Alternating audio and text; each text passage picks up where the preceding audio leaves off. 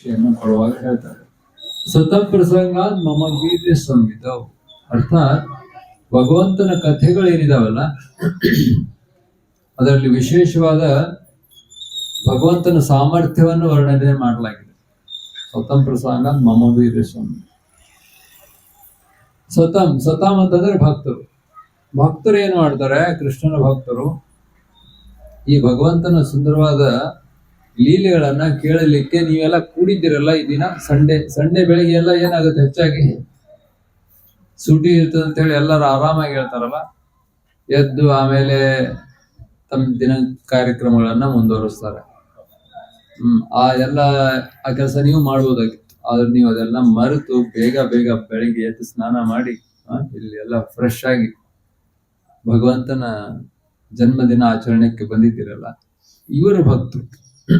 ಭಕ್ತಿ ಅಂತಂದ್ರೆ ಭಗವಂತನ ಬಗ್ಗೆ ಕೂತ್ಕೊಂಡು ಕೇಳೋದು. ನೋಡಿ, ದೇವರು 2 ಕಿವಿ ಕೊಟ್ಟಿದ್ದಾನೆ ನಮಗೆ ಅಲ್ಲ? ಯಾಕೆ 2 ಕಿವಿ? ಒಂದೇನಾದ್ರೂ ಕೆಲ್ಸಕ್ಕೆ ಬರೋದಾದ್ರೆ ಇನ್ನೊಂದರಿಂದ ಕೆಲಸ ಮಾಡ್ಕೋಬಹುದು. ಅದ್ರ ಬಾಯಿ ಎಷ್ಟು ಕೊಟ್ಟಿದ್ದಾನೆ? ಅದ್ರ ನಾವ್ ಎಷ್ಟು ಕೇಳ್ತೀವಿ ಅದ್ರ ಡಬಲ್ ಏನ್ ಮಾಡ್ಬೇಕು? ಎಷ್ಟು ಮಾತಾಡ್ತೀವಿ ಅದ್ರ ಡಬಲ್ ಕೇಳ್ಬೇಕು. ಅಲ್ಲಿ ಎಷ್ಟು ಕೇಳ್ತೀವಿ ಅದ್ರದ್ದು ಅರ್ಧ ಮಾತಾಡ್ಬೇಕು. ಅರ್ಧ ಇದಲ್ಲ? ಅಂದ್ರೆ ಕಿವಿ 2 ಕೊಟ್ಟಿದ್ದಾನೆ ದೇವರು. ಯಾಕಂದ್ರೆ ಕೇಳಿ ನಾವು ಭಕ್ತರಾಗ್ತೀವಿ. ಪರೀಕ್ಷಿತ್ ಮಹಾರಾಜರು ಏನ್ ಮಾಡಿದ್ರು? ಕೇವಲ ಕೂತ್ಕೊಂಡು ಕೇಳಿದಿರ್ತಾನೆ. ಅವ್ರೇನು ತಪಸ್ಸೆ ಮಾಡ್ಲಿಲ್ಲ, ಅಥವಾ ಭಗವಂತನ ಮೂರ್ತಿ ಪೂಜೆ ಮಾಡ್ಲಿಲ್ಲ, ಅಥವಾ ಮತ್ತೆ ಯಾವ್ದು ತಪಸ್ಸೆ ಮಾಡ್ಲಿಲ್ಲ, ಮತ್ತೊಂದೇನು ಮಾಡ್ಲಿಲ್ಲ. ಕೂತ್ಕೊಂಡು ಕೇಳಿದ್ರು. ಕೇಳಿದ ಮಾತ್ರದಿಂದ ಅವರಿಗೆ ಜೀವನ ಸಾರ್ಥಕ ಆಯ್ತು. ಇದರಿಂದ ಸತಾಂ ಪ್ರಸಂಗ. ಸತಾಂ ಅಂದ್ರೆ ಭಕ್ತರು ಏನ್ ಮಾಡ್ತಾರೆ? ಭಗವಂತನ ಸುಂದರವಾದ ಲೀಲೆಗಳನ್ನ ಕೇಳ್ತಾರೆ. ಯಾವ ರೀತಿ ನೀವು ಬಂದಿದ್ದೀರ ಕೇಳಲಿಕ್ಕೆ. ಮಮ ವೀರ್ಯ ಸಂವಿಧ. ಯಾಕಂದ್ರೆ ಭಗವಂತನ ವಿಶೇಷವಾದ ಲೀಲೆಗಳನ್ನು ಕೇಳಿದಾಗ ನಮ್ಮ ವಿಶೇಷವಾಗಿ ನಮ್ಮ ಹೃದಯದ ಒಂದು ಕ್ಲೀನಿಂಗ್ ಆಗುತ್ತೆ, ಅಥವಾ ಶುದ್ಧೀಕರಣ. ಭವಂತಿ ಹೃತ್ ಕರ್ಣ ರಸಾಯನ ಕಥಾ. ಭವಂತಿ ಹೃತ್ ಕರ್ಣ, ಹೃದಯಕ್ಕೆ ಮತ್ತು ಕರ್ಣಗಳಿಗೆ ಅದು ರಸಾಯನದ ರೀತಿಯಲ್ಲಿ. ರಸಾಯನ ಗೊತ್ತಾ? ರಸಾಯನ ಶಾಸ್ತ್ರ ಅಲ್ಲ, ಅದು ಕೆಮಿಸ್ಟ್ರಿ ಅದಲ್ಲ. ರಸಾಯನ ಅಂತಂದ್ರೆ ಈ ವಿಶೇಷವಾದ ಶರೀರಕ್ಕೆ ಆರೋಗ್ಯವನ್ನು ತಂದು ಕೊಡತಕ್ಕಂತ ವಿಶೇಷವಾದ ಆಯುರ್ವೇದಿಕ ಔಷಧಿಗಳು, ಅದಕ್ಕೆ ರಸಾಯನ ಅಂತ ಹೆಸರು. ಆ ರಸಾಯನವನ್ನ ಯಾವಾಗ ತಿನ್ಬೇಕು? ನೀವು ಯಾರಾದ್ರೂ ಆಯುರ್ವೇದಿಕ್ ಡಾಕ್ಟರ್ ಇದ್ರೆ ಗೊತ್ತಾಗುತ್ತೆ. ನಮ್ಮ ಇವರೇ ಇದ್ದಾರೆ ಅಲ್ಲಿ, ಯಾರು? ಜಗನ್ನಾಥ್ ಪ್ರಭು. ಎಲ್ಲಿದ್ದಾರೆ ಜಗನ್ನಾಥ್ ಪ್ರಭು? ಇಲ್ಲೇ ಇದ್ದಾರೆ. ಓಕೆ. ರಸಾಯನ ಕಾಲ ಯಾವ್ದು ಹೇಳಿ ಪ್ರಭು? ರಸಾಯನ ಕಾಲ ಅಂತಂದಿದೆ ಸ್ಪೆಷಲ್, ಅದಕ್ಕೆ ಟೈಮಿಂಗ್ ಇದೆ. ಅದೇ ಟೈಮಲ್ಲಿ ರಸಾಯನ ತಿನ್ಬೇಕು. ಅಥವಾ ಇಲ್ಲಿ BMS ಯಾರೊಬ್ರು ಮಾಡ್ತಾ ಇದ್ದಾರೆ, ನನಗೆ ಭೇಟಿ. ರಸಾಯನ ಕಾಲ ಅಂದ್ರೆ ಇದು ಕಾಲ, ಬೆಳಗಿನ ಕಾಲ 8 ಗಂಟೆ ಒಳಗೆ. ಅಫ್ಕೋರ್ಸ್ ನಮ್ಗೆ ಲೇಟ್ ಆಯ್ತು ಇವತ್ತು. ಅಷ್ಟರಲ್ಲಿ ನೀವೆಲ್ಲ ಬಂದೆಲ್ಲ ಕೀರ್ತನೆ ಮಾಡ್ತೀವಿ. ರಸಾಯನ ನಿಮ್ಗೆ ಸಿಕ್ಕಿದೆ, ಹರಿನಾಮದ ರಸಾಯನ. ಓಕೆ. ರಸಾಯನ ಕಾಲ ಅಂದ್ರೆ ಬೆಳಗಿನ ಸೂರ್ಯೋದಯದಿಂದ 8 ಗಂಟೆವರೆಗೆ. ಆ ಕಾಲದಲ್ಲಿ ಆ ಔಷಧಿಯನ್ನ ತಗೊಂಡಾಗ ಹೆಚ್ಚಿನ ನಿಮಗೆ ಅದರದ ಲಾಭ ಉಂಟಾಗುತ್ತೆ.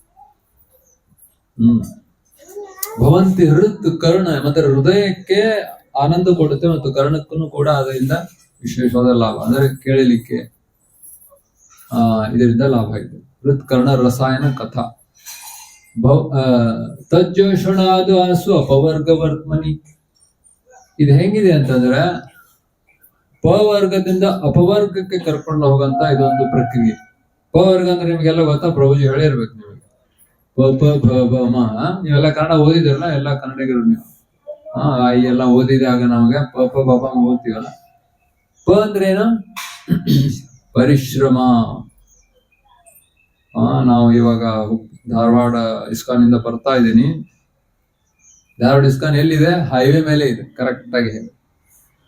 ಅಲ್ಲಿ 24 ತಾಸು ಅಲ್ಲಿ ದೊಡ್ಡ ಗಾಡಿಗಳು, ಬಸ್ಗಳು, ಕಾರ್ಗಳು ಹೋಗ್ತಾನೆ ಇರುತ್ತೆ. ಯಾಕೆ?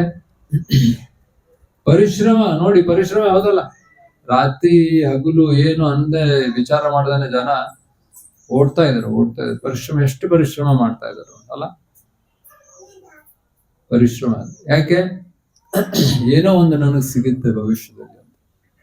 ಆ ಪರಿಶ್ರಮ ಫ ಅಂದ್ರೆ ಏನಾಗುತ್ತ, ಫೇನ್ ಅಂದ್ರ ಈ ನೀವು ಎತ್ತು ಅಥವಾ ಕುದುರೆ ಬಂಡಿಯಿಂದ ನೀವು ನೋಡಿರಬಹುದು.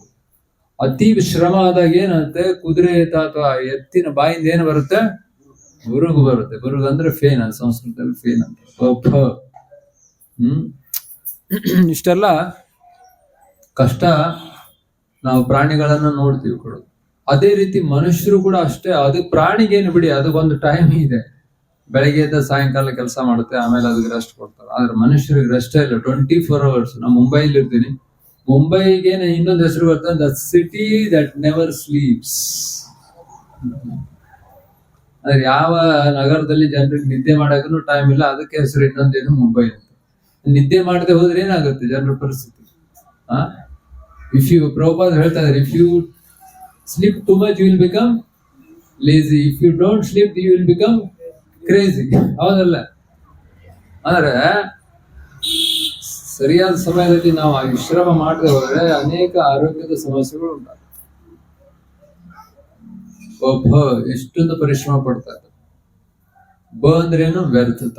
ಅಂದ್ರೆ ಇಷ್ಟೆಲ್ಲ ಪರಿಶ್ರಮ ಮಾಡೋ ಅವಶ್ಯಕತೆ ಅಲ್ಲ. ಈ ಬರೋ ರೀತಿಯಲ್ಲಿ ಇಷ್ಟು ಪರಿಶ್ರಮ ಮಾಡೋ ಅವಶ್ಯಕತೆ ಇಲ್ಲ. ಭಗವಂತ ನಮಗೇನು ಕೊಡ್ಬೇಕು ಅದನ್ನ ಆಗ್ಲೇ ಎಲ್ಲ ಬರೆದಿಟ್ಟಿದ್ದಾನೆ. ನಾವು ಹೆಚ್ಚು ದುಡಿದ್ರೆ ಅದು ನಮಗೆ ಸಿಗುತ್ತೆ ಅಂತಂದಲ್ಲ, ಅದರ ಅರ್ಥ ದುಡಿಬಾರ್ದು ಅಂತಲ್ಲ. ಎಷ್ಟು ನಮ್ಗೆ ಸಾಧ್ಯ ಆಯ್ತು ಅಷ್ಟು ದುಡಿಬೇಕು. ಅದು ಅಲ್ಲದೆ ಒಬ್ಬ ವ್ಯಕ್ತಿಗೆ ಸುಖವಾಗಿ ಜೀವನ ಮಾಡ್ಲಿಕ್ಕೆ ಎಷ್ಟು ಬೇಕೋ ಅಷ್ಟು ನಮಗ್ ದೇವರು ಕೊಡ್ತಾನೆ. ಅದಕ್ಕೆ ನಮ್ಮ ಕನಕದಾಸರು ಹೇಳ್ತಾರೆ, ಬೆಟ್ಟದ ತುದಿಯಲ್ಲಿ ಹುಟ್ಟಿದ ವೃಕ್ಷಕ್ಕೆ ಅಲ್ಲಿ ಕಟ್ಟೇನು ಕಟ್ಟಿ ನೀರಿರದವರು ಯಾರು? ನಾವಂತೀವಿ ಪರಿಶ್ರಮ ಪಡದೆ ಹೋದ್ರೆ ನಮ್ಮ ಜೀವನ ಹೆಂಗ ನಡೆಯುತ್ತೆ ಅಂತ. ನೋಡಿ, ಇಷ್ಟೆಲ್ಲ ಗಿಡ ಮರಗಳಿದಾವೆ.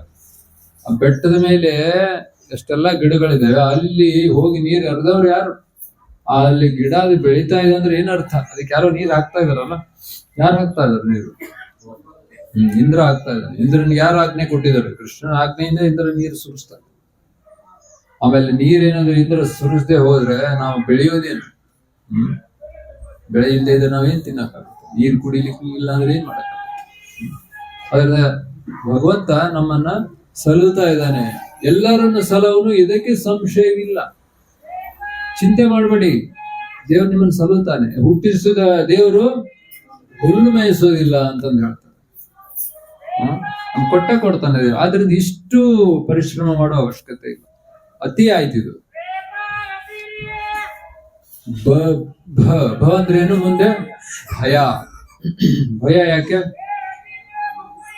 ನಾಳೆ ನಾನು ನನ್ನ ಎಂಟ್ರೆನ್ಸ್ ಎಕ್ಸಾಮ್ ನಲ್ಲಿ ಪಾಸ್ ಆಗದೆ ಹೋದ್ರೆ ತಂದೆ ತಾಯಿ, ಫ್ರೆಂಡ್ಸ್, ಆನಂತರ ನಮ್ಮ ಪರಿವಾರದ ಜನ ಎಲ್ಲ ನನ್ಗೇನಂತಾರೆ? ಆ ಒಂದ್ ರೀತಿ ಭಯ ಎಲ್ಲ ವಿದ್ಯಾರ್ಥಿಗಳು ಕಾಡ್ತಾ ಇದೆ. ದೊಡ್ಡ ವಿದ್ಯಾರ್ಥಿಗಳು ಬಟ್ ಸಣ್ಣ ಮಕ್ಕಳಿಗೆ ಇವಾಗ ಎಷ್ಟು ಚಿಂತೆ ಆಗ್ಬಿಟ್ಟಿದೆ. ಯಾವಾಗ ನಾನು ಇಲ್ಲಿ ಪಕ್ಕದಲ್ಲಿ ನಮ್ಮ ತಮ್ಮ ಇರ್ತಾನೆ, ಅವನ ಹತ್ರ ಹೋದಾಗ ಯಾವಾಗ ನೋಡಿದ್ರು ಆ ಮಕ್ಕಳಿಗೆ ಎಕ್ಸಾಮ್ ಅಂತಂದು ಹೇಳ್ತಾರೆ. ಯಾವಾಗ ನೋಡಿದ್ರು ನಾವು ಎಲ್ಲ ಪರೀಕ್ಷೆ ಪಾಸ್ ಮಾಡಿದೀವಿ, ಆದ್ರೆ ಈ ರೀತಿ ಇರ್ಲಿಲ್ಲ ನಮ್ಮ ಕಾಲದಲ್ಲಿ ಅಲ್ಲ. ಇಷ್ಟೊಂದು ಇರ್ತಾ ಇರ್ಲಿಲ್ಲ. ಎಲ್ಲರಿಗೂ ಭಯ, ಸಣ್ಣ ಮಕ್ಕಳಿಗೆ ಭಯ. ನಮ್ ಇಸ್ಕಾನ್ ಮುಂಬೈಯಲ್ಲಿ ಒಂದು ಫಾರ್ಮ್ ಹೌಸ್ ಇದೆ, ಅಲ್ಲಿ ಗೋಲ್ಡನ್ ಇಕೋ ವಿಲೇಜ್ ಅಂತ ನೀವೆಲ್ಲ ಬಂದಿರ್ಬೋದು. ಅಲ್ಲಿ ವೀಕೆಂಡ್ಗೆ ಜನ ಬರ್ತಾರೆ, ಬಂದು ಅಲ್ಲೆಲ್ಲ ವಿಹಾರಕ್ಕೆ ಬರ್ತಾರೆ. ಅಲ್ಲಿ ಸಣ್ಣ ಮಕ್ಕಳು, ಈ ರೀತಿ ಸಣ್ಣ ಮಗು ಬಂದು ಒಂದು ನಮ್ದೊಂದು ಇದಿತ್ತು ಸ್ಟಾಲ್ ಅಲ್ಲಿ. ಆ ಮಗು ಬಂದು ಏನ್ ಕೇಳ್ತದೆ, ಇಲ್ಲಿ ಏನಾದ್ರು ಡಿಪ್ರೆಷನ್ಗೆ ಏನಾದ್ರು ಮೆಡಿಸಿನ್ ಇದೆ ಅಂತ ಕೇಳ್ತದೆ. ಇಂಗ್ಲಿಷ್ ಅಲ್ಲಿ ಕೇಳ್ತದೆ. ನಮ್ಮ ಮಗು ಏನಾದ್ರು ಡಿಪ್ರೆಷನ್ ಆಗಿ ಏನಾದ್ರು ಇಲ್ಲಿ ಮೆಡಿಸಿನ್ ಕೊಡ್ತೀರ, ಹಿಂದಿಯಲ್ಲಿ ಕೇಳ್ತಾರೆ. ಅಂದ್ರೆ ನೀವು ಲೆಕ್ಕ ಹಾಕಿ. ಯಾಕೆಂದ್ರೆ ಅಷ್ಟು ಸಣ್ಣ ಮಗು ಇದೆ, ಅವನಿಗೆ ಇಷ್ಟೊಂದೆಲ್ಲ ಏನಾಗಿದೆ, ಅತೀವಾದ ಭಾರ. ಅವನಿಗೆ ಭಯ ಇದೆ, ನಾನು ಪರೀಕ್ಷೆ ಪಾಸ್ ಆಗದೆ ಹೋದ್ರೆ ನನ್ನ ಗತಿ ಏನು? ಇದು ಸಣ್ಣ ಮಕ್ಕಳದ. ದೊಡ್ಡವರು ನಮ್ಗೆ ಗೊತ್ತಿದೆ, ಎಲ್ಲರಿಗೂ ಎಲ್ಲ ರೀತಿಯ ಭಯ ಇದೆ. ಆನಂತರ ಕೊನೆಗೆ ಈ ರೀತಿಯ ಭಯ ಪಡ್ತಾ ಒಂದ್ ದಿವಸ ಅಂದ್ರೆ ಮೃತ್ಯು ಬರ್ತಾ ಇದೆ. ಮೃತ್ಯು ಸರ್ವಹರಶ್ಚಾಹಂ ಭಗವದ್ಗೀತೆಯಲ್ಲಿ ಕೃಷ್ಣ ಹೇಳ್ತಾನೆ. ಅದರಿಂದ ಈ ರೀತಿ ಜೀವನಕ್ಕೆ ಏನು ಅರ್ಥ ಇಲ್ಲ. ಉಪಭೋಗದಿಂದ ನಾವೇನ್ ಜೀವನ ಮಾಡ್ತಾ ಇದ್ದೀವಿ ಇದಕ್ಕೇನು ಅರ್ಥ ಇಲ್ಲ. ಆದ್ರೆ ಯಾವಾಗ ನಾವು ಭಗವಂತನ ರಾಧಾ ಗೋಪಿನಾಥ್ ಅಥವಾ ಗೌರ್ನಿತಾಯ್ ಅವ್ರ ಸೇವೆ ಮಾಡ್ಲಿಕ್ಕೆ ನಾವು ಶುರು ಮಾಡ್ತೀವಿ, ಅವಾಗ ಏನಾಗುತ್ತೆ, ಅಪವರ್ಗ ವರ್ತಮನಿ, ವರ್ಗದಿಂದ ಅಪವರ್ಗಕ್ಕೆ ನಾವು ಹೋಗ್ತೀವಿ. ಅಂದ್ರೆ ಎಲ್ಲಿ ಯಾವುದು 5 ಇಲ್ಲ ಅದು ಅಪವರ್ಗ. ಯಾಕಂದ್ರೆ ಭಗವಂತನ ಭಕ್ತರ ಜೀವನದ ಒಂದು ಲೆಕ್ಕನೇ ಬೇರೆ, ಅವರ ಒಂದು ಜೀವನದ ಶೈಲಿನೇ ಬೇರೆ. ಆದ್ರಿಂದ ಯಾರು ಈ ಜಗತ್ತಿನಲ್ಲಿ ಕಷ್ಟಕ್ಕೊಳಗಾಗಿ ಭಾವನೆ ಪಡ್ತಾ ತುಂಬಾ ದುಃಖದಲ್ಲಿದ್ದಾರೆ ಅವರೆಲ್ಲರೂ ಗೌರವಿತ ಸೇವೆ ಮಾಡ್ಲಿಕ್ಕೆ ಬರ್ಬೇಕು, ಅವರೆಲ್ಲರೂ ಕೃಷ್ಣನ ಭಕ್ತರಾಗ್ಬೇಕು. ಯಾಕಂದ್ರೆ ಅಲ್ಲಿನೇ ಏನಿದೆ ನಿಜವಾದ ಇದು ಸಮಾಧಾನ ಶಾಂತಿ ಅಂತ ಏನೇನು ನಾವು ಹೇಳ್ತೀವಲ್ಲ ಅದಿದೆ. ಅದರಿಂದ ಅದನ್ನ ನೀವು ಆಕ್ಚುಲಿ ಅದನ್ನ ನೀವು ಅನುಭವ ಮಾಡ್ಕೊಳ್ಬೇಕು. ನಾವು ಹೇಳೋದೊಂದು, ಆದ್ರೆ ಅದನ್ನ ಎಲ್ಲಿವರೆಗೆ ನೀವು ಅದನ್ನ ನಿಮ್ ಜೀವನದಲ್ಲಿ ಅಳವಡಿಸ್ಕೊಳ್ಳೋದಿಲ್ವೋ ಅಲ್ಲಿವರೆಗೆ ಅದು ಅರ್ಥ ಆಗುತ್ತೆ. ಫಾರ್ ಎಕ್ಸಾಂಪಲ್ ನಾನು ನಿಮಗೆ ಜೇನು ತುಪ್ಪದ ಬಗ್ಗೆ ನಾನು ನಿಮಗೆಲ್ಲ ಹೇಳ್ಬೋದು, ಅದಾಷ್ಟು ಸಿಹಿ ಇದೆ, ಅದರಲ್ಲಿ ಇಷ್ಟೆಲ್ಲ, ಅದರಲ್ಲೆಲ್ಲ ಬೇರೆ ಬೇರೆ ಪೋಷಕಾಂಶ ಇದೆ ಅಂತ ನಾನೆಲ್ಲ ಹೇಳ್ತಾ ಹೋಗ್ಬೋದು. ಅದನ್ನ ಎಷ್ಟೇ ನಾನು ವರ್ಣನೆ ಮಾಡಿದ್ರು ಕೂಡ ಎಲ್ಲಿವರೆಗೂ ನೀವು ಅದನ್ನ ತಿನ್ನೋದಿಲ್ಲ, ಎಲ್ಲಿವರೆಗೂ ಅದು ಜೇನನ್ನ ನೀವು ಸವಿಯೋದಿಲ್ಲೋ ಅಲ್ಲಿವರೆಗೂ ಅದರದ ಸಿಹಿ ನಿಮಗೆ ಗೊತ್ತಾಗಲ್ಲ. ಕರೆಕ್ಟ್ ಅಲ್ಲ? ಅದೇ ರೀತಿ ಎಲ್ಲಿವರೆಗೂ ನಾವು ಭಕ್ತಿಯನ್ನ ನಾವು ಪೂರ್ಣ ಉತ್ಸಾಹದಿಂದ ನಾವು ಭಕ್ತಿಯಲ್ಲಿ ನಾವು ತೊಡಗೋದಿಲ್ವೋ ಅಲ್ಲಿವರೆಗೂ ನಮ್ಗೇನಾಗಲ್ಲ, ಆ ಭಕ್ತಿಯ ರುಚಿ ನಮ್ಗೆ ಅರ್ಥ ಆಗುತ್ತೆ. ಆದ್ರಿಂದ ಈ ರೀತಿ ಸತ್ಸಂಗ ಕಾರ್ಯಕ್ರಮದಲ್ಲಿ ಆ ಭಕ್ತಿಯ ಒಂದು ಸ್ವಲ್ಪ ನಿಮಗೆ ರುಚಿ ನೋಡ್ಲಿಕ್ಕೆ ಸಿಗುತ್ತೆ. ಯಾಕಂದ್ರೆ ಇಲ್ಲಿ ಬಂದಾಗ ನಾವೆಲ್ಲ ಏನ್ ಮಾಡ್ತೀವಿ, ಜೀವನದ ವಿಶೇಷವಾದ ಮೌಲ್ಯಗಳ ಬಗ್ಗೆ ಚರ್ಚೆ ಮಾಡ್ತೀವಿ. ಹೊರಗಡೆ ಏನಿರುತ್ತೆ, ಕೇವಲ ವಿದ್ಯಾಭ್ಯಾಸದ ನಂತರ ನೌಕರಿ ಅಥವಾ ಒಂದು ಬಿಸ್ನೆಸ್ ಆದ ನಂತರ ಆಮೇಲೆ ಸಂಸಾರದ ನಂತರ ಮತ್ತೆ ಮೊಮ್ಮಕ್ಕಳ ಸಂಸಾರ, ಮಕ್ಕಳ ಸಂಸಾರ, ಮೊಮ್ಮಕ್ಕಳ ಸಂಸಾರ, ಅಷ್ಟು ಮಾಡ್ತಾ ಮಾಡ್ತಾ ಏನಾಗ್ಬಿಡುತ್ತೆ, ನಮ್ದು ಆಯುಷ್ಯ ಅಲ್ಲಿಗೆ ಸಮಾಪ್ತಿ ಆಗುತ್ತೆ. ಆದ್ರೆ ನಾವು ಹೊರಗಿನ ಜಗತ್ತಿನಲ್ಲಿ ದೇವರು ಭಕ್ತಿ ಇದ್ರ ಬಗ್ಗೆ ವಿಚಾರ ಮಾಡಕ್ಕೂ ಜನರ ಹತ್ರ ಟೈಮ್ ಇಲ್ಲ ಅಂತ ಒಂದು ಪರಿಸ್ಥಿತಿ. ಅದು ಅಲ್ಲದೆ ಈಗಿನ ಕಾಲದಲ್ಲಿ ಇನ್ನೂ ಹೆಚ್ಚಾಗ್ತಾ ಇದೆ, ಅತಿ ಹೆಚ್ಚಾಗ್ತದೆ. ಆದ್ರಿಂದ ಇವಾಗ ನೋಡಿ, ಪ್ರತಿ ರವಿವಾರ ನಾವು ಈ ರೀತಿ ಕೂಡ್ತೀವಿ. ಇಲ್ಲಿ ಬಂದಾಗ ನಮಗೆ ಒಂದೇ ಗೊತ್ತಿದೆ, ನಾವು ಅಲ್ಲಿ ಹೋಗ್ತೀವಿ, ಅಲ್ಲಿ ಕೃಷ್ಣನ ಕೀರ್ತನೆ ಆಗುತ್ತೆ, ಹರೇ ಕೃಷ್ಣ ಕೃಷ್ಣ ಕೃಷ್ಣ ಹರೇ ಹರೇ, ಹರೇ ರಾಮ ರಾಮ ರಾಮ ಹರೇ ಹರೇ. ಆ ನಂತರ ಭಗವದ್ಗೀತಾ, ಭಾಗವತ, ಚೈತನ್ಯ ಚರಿತಾಮೃತ ಇದ್ರ ಬಗ್ಗೆ ಸ್ವಲ್ಪ ಏನಾದ್ರೂ ಚರ್ಚೆ ಆಗುತ್ತೆ. ಆ ನಂತರ ಪ್ರಶ್ನೋತ್ತರ ಇರುತ್ತೆ. ಆ ನಂತರ ಮತ್ತೆ ಕೀರ್ತನೆ, ಆ ನಂತರ ಎಲ್ಲರಿಗೂ ಮಹಾಪ್ರಸಾದ. ಕರೆಕ್ಟ್ ಅಲ್ಲ? ಇದೇ ರೀತಿ ಇರ್ತಾರೆ. ಈ ರೀತಿ ನಾವೆಲ್ಲ ಮನಸ್ಸಿನಲ್ಲಿ ಎಲ್ಲ ರೆಡಿಯಾಗಿ ಬರ್ತೀವಿ ಅನ್ನೋದ್ರೆ, ಈ ರೀತಿ ನಾವು ಪ್ರತಿ ರವಿವಾರ ಅಥವಾ ಯಾವಾಗ ಸಮಯ ಸಿಕ್ಕಾಗ ಇಲ್ಲಿ ಬಂದು ನಾವು ಸಮಯವನ್ನ ಸರಿಯಾಗಿ ವಿನಿಯೋಗ ಮಾಡಿದ್ರೆ ಏನಾಗುತ್ತೆ, ಅವಾಗ ಭಕ್ತಿ ರುಚಿಯನ್ನು ನಾವು ಸವಿಯಬಹುದು. ಶ್ರದ್ಧಾ ಭಕ್ತಿರ್ ಅನುಕ್ರಮಿಷ್ಯತಿ. ಈ ರೀತಿ ಮಾಡೋದ್ರಿಂದ ಸಾಧನಾ ಭಕ್ತಿಯಿಂದ ಭಾವಭಕ್ತಿಯಿಂದ ಪ್ರೇಮ ಭಕ್ತಿ ಲೆವೆಲ್ಗೆ ನಾವೆಲ್ಲ ಹೋಗ್ಬೋದು. ಆದ್ರಿಂದ ಭಕ್ತಿವೇದಾಂತ ಸ್ವಾಮಿ ಪ್ರಭುಪಾದರು ನೋಡಿ ಇಷ್ಟು ಒಂದು ಒಳ್ಳೆ ಸಮಾಜ ಕಲ್ಯಾಣವನ್ನು ಮಾಡಿ ಹೋಗಿರ್ತಾರೆ. ನಿಜವಾದ ಸಮಾಜ ಕಲ್ಯಾಣ ಮಾಡಿದವರು ಭಕ್ತಿವೇದಾಂತ ಸ್ವಾಮಿ. ಯಾಕೆ ಹೇಳಿ? ಯಾಕಂದ್ರೆ ಈಗಿನ ಸಮಾಜ ಕಲ್ಯಾಣ ಅಂತಂದು ಏನ್ ಜನ ತಿಳ್ಕೊಂಡು ಅದನ್ನೇನು ಮಾಡ್ತಾ ಇದ್ದಾರಲ್ಲ, ಅದರಲ್ಲಿ ಏನಿದೆ, ಕೇವಲ ಶರೀರಕ್ಕೆ ಮಾತ್ರ ಅವಶ್ಯಕತೆ ಇರ್ತಕ್ಕಂಥ ವಸ್ತುಗಳನ್ನ ಒದಗಿಸ್ತಾರೆ. ಮನೆ ಇಲ್ದವ್ರಿಗೆ ಮನೆ ಕೊಟ್ರು, ವಿದ್ಯಾಭ್ಯಾಸ ಇಲ್ದವ್ರಿಗೆ ಕಾಲೇಜ್ಗೆ ಅವ್ರಿಗೆ ಅಡ್ಮಿಷನ್ ಮಾಡಿಸಿದ್ರು, ಆ ನಂತರ ಊಟ ಇದ್ದವ್ರಿಗೆ ಊಟ ಕೊಟ್ರು, ಅಥವಾ ಬಟ್ಟೆ ಇಲ್ದವ್ರು ಬಟ್ಟೆ ಕೊಟ್ರು. ಈ ರೀತಿ ಇದು ಸಮಾಜ ಕಲ್ಯಾಣ, ಹೌದು, ಒಪ್ಕೋಬಹುದು. ಆದ್ರೆ ಎಲ್ಲಿವರೆಗೂ ಶರೀರದೇ ಅಲ್ಲಿವರೆಗೂ ಮಾತ್ರ ಅಲ್ಲ. ಆದ್ರೆ ನಾವು ಶರೀರನ, ನಾವು ಆತ್ಮನ ದೇಹಿನೋಸ್ಮಿನ್ಯತಾ ದೇಹೇ ಕೌಮಾರಮ್ಯಂಬನಂ ಜರ ತಥಾ ದೇಹಾಂತರ ಪ್ರಾಪ್ತಿ ಧೀರಸ್ತತ್ರ ಮುಹ್ಯತಿ. ಭಗವದ್ಗೀತೆಯಲ್ಲಿ ಕೃಷ್ಣ ಹೇಳಿದ್ದಾರೆ ನಾವು ಶರೀರ ಅಲ್ಲ ಅಂತ 14 ಬಾರಿ ಹೇಳಿದ್ದಾನೆ. ನೀವೆಲ್ಲ ಎಣಿಸಿದ್ರೆ ಗೊತ್ತಾಗುತ್ತೆ, 14 times. ನಾವು ಶರೀರ ಅಲ್ಲ ಆತ್ಮ, ನಾವು ಶರೀರ ಅಲ್ಲ ಆತ್ಮ, ನಾವು ಶರೀರ ಅಲ್ಲ ಆತ್ಮ, ನಾವು ಶರೀರ ಅಲ್ಲ ಆತ್ಮ. ನಾನು 4 ಸರಿ ಹೇಳಿದೆ, ಭಗವಂತ 2 ಸರಿ ಹೇಳಿದ್ದಾನೆ, 14 ಬಾರಿ ಹೇಳಿದ್ದಾನೆ. ಯಾಕೆ? ಕಲಿಯುಗದಲ್ಲಿ ನಮ್ಮ ಬುದ್ಧಿ ಕಡಿಮೆ. ಈಗ ಹೇಳಿದ್ದು ಇವಾಗ ನೆನಪಿರೋದು. ಆದ್ರೆ ದೇವರು 14 ಬಾರಿ ಹೇಳಿದ್ದಾನೆ, ದೇವರೇ ಮಗು, ನೀನು ಶರೀರ ಅಲ್ಲ, ನೀನು ಆತ್ಮ ಇತ್ತು. ಶರೀರ ಕೇವಲ ಕೆಲವೇ ದಿನ, ಆ ನಂತರ ಮಾಯ ಆಗಿ ಹೋಗುತ್ತೆ. ನೋಡಿ ಮೊನ್ನೆ ಅಂತ ಒಂದು ದುರ್ಘಟನೆ ಆಗಿ ಹೋಯ್ತು. ಬಾರಾಮತಿಯಲ್ಲಿ ಮಹಾರಾಷ್ಟ್ರದ ಉಪಮುಖ್ಯಮಂತ್ರಿಗಳ ಅತಿ ಒಂದು ದುರ್ಮರಣ ಆಗಿತ್ತು. ಅವತ್ತು ಅವರು ಮುಂಬೈಯಿಂದ ಬಿಟ್ಟಾಗ 8 ಬಿಟ್ರು. 8:30 ಅಂತ ಅರ್ಧ ಗಂಟೆಯಲ್ಲಿ ಎಲ್ಲ ಮುಗಿದೋಯ್ತು. ಅದರಿಂದ ಈ ಕಲಿಯುಗದಲ್ಲಿ ಮೊದಲೇ ಆಯುಷ್ಯ ಕಡಿಮೆ, ಅಂಥದ್ರಲ್ಲಿ ಈ ರೀತಿಯ ಹೆಚ್ಚಿನ ಒಂದು ಭಯಕ್ಕೆ ಈಡು ಮಾಡತಕ್ಕಂತ ಘಟನೆಗಳು ನಡೀತಾ ಇರ್ತವೆ. ಅದರಿಂದ ಈ ಶಾರೀರಿಕ ಒಂದೇನು ನಮ್ಮ ಬುದ್ಧಿ ಇದೆ, ಇದರಿಂದ ಹೊರಗೆ ಬಂದು ನಾವೇನ್ ಮಾಡ್ಬೇಕು, ನಮ್ಮ ಶರೀರ ಅಲ್ಲ ಆತ್ಮ ಅಂತ ತಿಳ್ಕೊಂಡು ಮತ್ತೆ ಆತ್ಮಕ್ಕೆ ನಾವೇನ್ ಮಾಡ್ಬೇಕು, ಆತ್ಮಕ್ಕೆ ನಾವೇನಾದ್ರೂ ಕೊಡ್ಬೇಕು. ನಾವೆಲ್ಲ ಕೊಡ್ತಾವ್ರಿಗೆ ಅದಕ್ಕೆ ಕೇವಲ ಶರೀರಕ್ಕೆ. ಕರೆಕ್ಟಾ? ಆತ್ಮಕ್ಕೇನಿದೆ ಹೇಳಿ? ಆತ್ಮಕ್ಕೇನು ಖಾದ್ಯ? ಹರಿಕತೆ ಹರಿನಾಮ. ನೋಡಿ, ಹರಿಕತೆ ಹರಿನಾಮ ಎಲ್ಲಿವರೆಗೂ ನಾವು ತಗೊಳ್ಳೋದಿಲ್ಲ, ಎಲ್ಲಿವರೆಗೂ ಹರಿಕತೆ ಕೇಳೋದಿಲ್ಲ, ಎಲ್ಲಿವರೆಗೂ ಹರಿನಾಮ ಮಾಡೋದಿಲ್ವ, ಅಲ್ಲಿವರೆಗೂ ನಮ್ಮ ಆತ್ಮ ಏನಾಗಿದೆ? ಉಪವಾಸ ಇದೆ. ಅಂದ್ರೆ ನಾವು ಆತ್ಮ ಆಗಿದ್ರೆ ನಾವು ಇನ್ನವರೆಗೂ ಆತ್ಮಕ್ಕೆ ನಾವೇನು ಕೊಟ್ಟೇ ಇಲ್ಲ, ಅಂದ್ರೆ ನಾವು ಜೀವನ ಪರ್ಯಂತ ಉಪವಾಸನೆ ಮಾಡ್ತಾ ಇದ್ದೀವಿ. ಯಾರು ಹರಿಗತೆ ಕೇಳ್ತಾ ಇಲ್ವೋ, ಯಾರು ಭಗವಂತನ ನಾಮಸ್ಮರಣೆ ಮಾಡ್ತಾ ಇಲ್ವೋ, ಹರೇ ಕೃಷ್ಣ ಕೃಷ್ಣ ಕೃಷ್ಣ ಹರೇ ಹರೇ, ಈ ರೀತಿ ಯಾರು ಭಗವಂತನ ನಾಮಸ್ಮರಣೆ ಮಾಡ್ತಾ ಇಲ್ವೋ, ಹುಬ್ಳಿಯಲ್ಲಿ ಸಾಕಷ್ಟು ಜನ ಇದ್ದಾರೆ. ಎಷ್ಟು ಮಂದಿ ಇದ್ದಾರೆ ನೋಡಿ, ನೀವು ಭಕ್ತರಲ್ಲಿ 100 ಮಂದಿ ಇರ್ಬೋದಲ್ಲ. ಹುಬ್ಳಿ ಜನಸಂಖ್ಯೆ ಎಷ್ಟಿದೆ? 18-20 ಲಕ್ಷ ಇದೆ. ಅದರಲ್ಲಿ 1,000 ಜನ ಇದಾರ ಹುಬ್ಳಿಯಲ್ಲಿ. ಟೋಟಲ್ ಕಾಂಗ್ರಿಗೇಷನ್ ಮೆಂಬರ್ಸ್ ಎಷ್ಟಿದ್ದಾರೆ? 1,000 ಅಲ್ಲಿ 18 ಲಕ್ಷ ಇಲ್ಲಿ. ಅಂದ್ರೆ ಇಷ್ಟೆಲ್ಲ ಜನ ನಿಜವಾಗಿ ಏನಾಗಿದ್ದಾರೆ? ಉಪವಾಸ ಇದ್ದಾರೆ. ಅದರಲ್ಲಿ ನಾವಿಲ್ಲಿ ಹೋಗಿದ್ವಿ ದೇವಸ್ಥಾನಕ್ಕೆ, ಅದು ರಾಘವೇಂದ್ರ ಸ್ವಾಮಿ ಅವರೆಲ್ಲ ಬೆಳಗ್ಗೆ ಕೂತ್ಕೊಂಡು ದೇವ್ರ ನಾಮಸ್ಮರಣೆ ಮಾಡಿದ್ರು.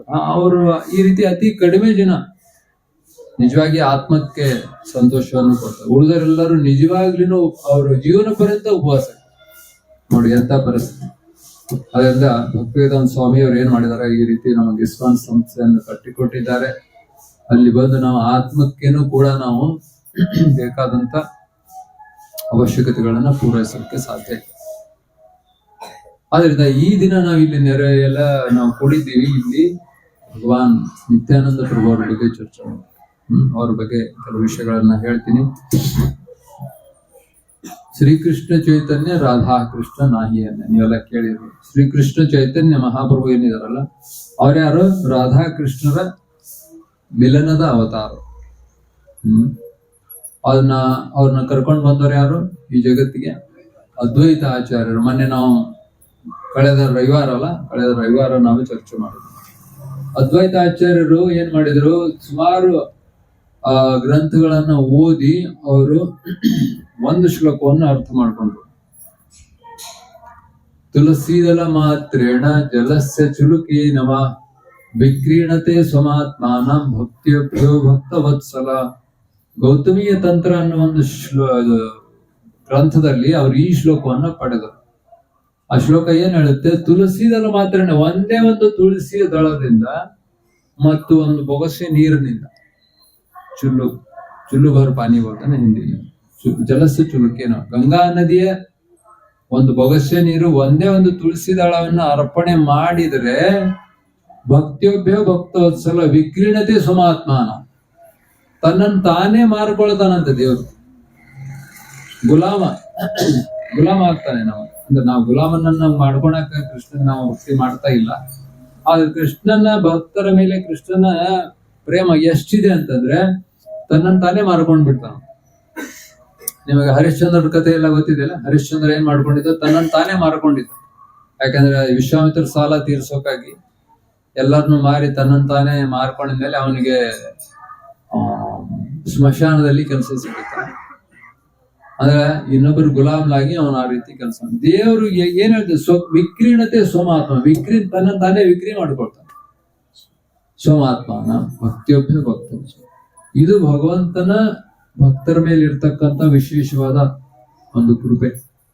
ಈ ಶ್ಲೋಕವನ್ನು ಓದಿದ ಮೇಲೆ ಅವ್ರಿಗೆ ಅರ್ಥ ಆಯ್ತು, ನಾನೇನ್ ಮಾಡ್ಬೇಕು. ಅವ್ರ ಹತ್ರ ಶಾಲಿಗ್ರಾಮ ಶಿಲೆ ಇತ್ತು. ಆ ಶಾಲಿಗ್ರಾಮ ಶಿಲೆಯನ್ನ ಗಂಗಾ ನದಿ ತೀರದಲ್ಲಿ ಹೋಗಿ ಇಟ್ಟು ಕುತ್ಕೊಂಡು ಅವ್ರು ಏನ್ ಮಾಡ್ತಾ ಇದ್ರು, ಈ ತುಳಸಿ ದಳ ಮತ್ತು ತುಳಸಿ ಮಂಜರಿಗಳನ್ನ ಮತ್ತು ಗಂಗಾ ನದಿ ನೀರನ್ನ ಅರ್ಪಣೆ ಮಾಡ್ತಾ ಮಾಡ್ತಾ ಅವರು ದೇವರನ್ನ ಜೋರಾಗಿ ಕರೆದ್ರು, ಹರೇ ಕೃಷ್ಣ ಹರೇ ಕೃಷ್ಣ ಕೃಷ್ಣ ಕೃಷ್ಣ ಹರೇ ಹರೇ ಹರೇ ರಾಮ ಹರೇ ರಾಮ ರಾಮ ರಾಮ ಹರೇ ಹರೇ.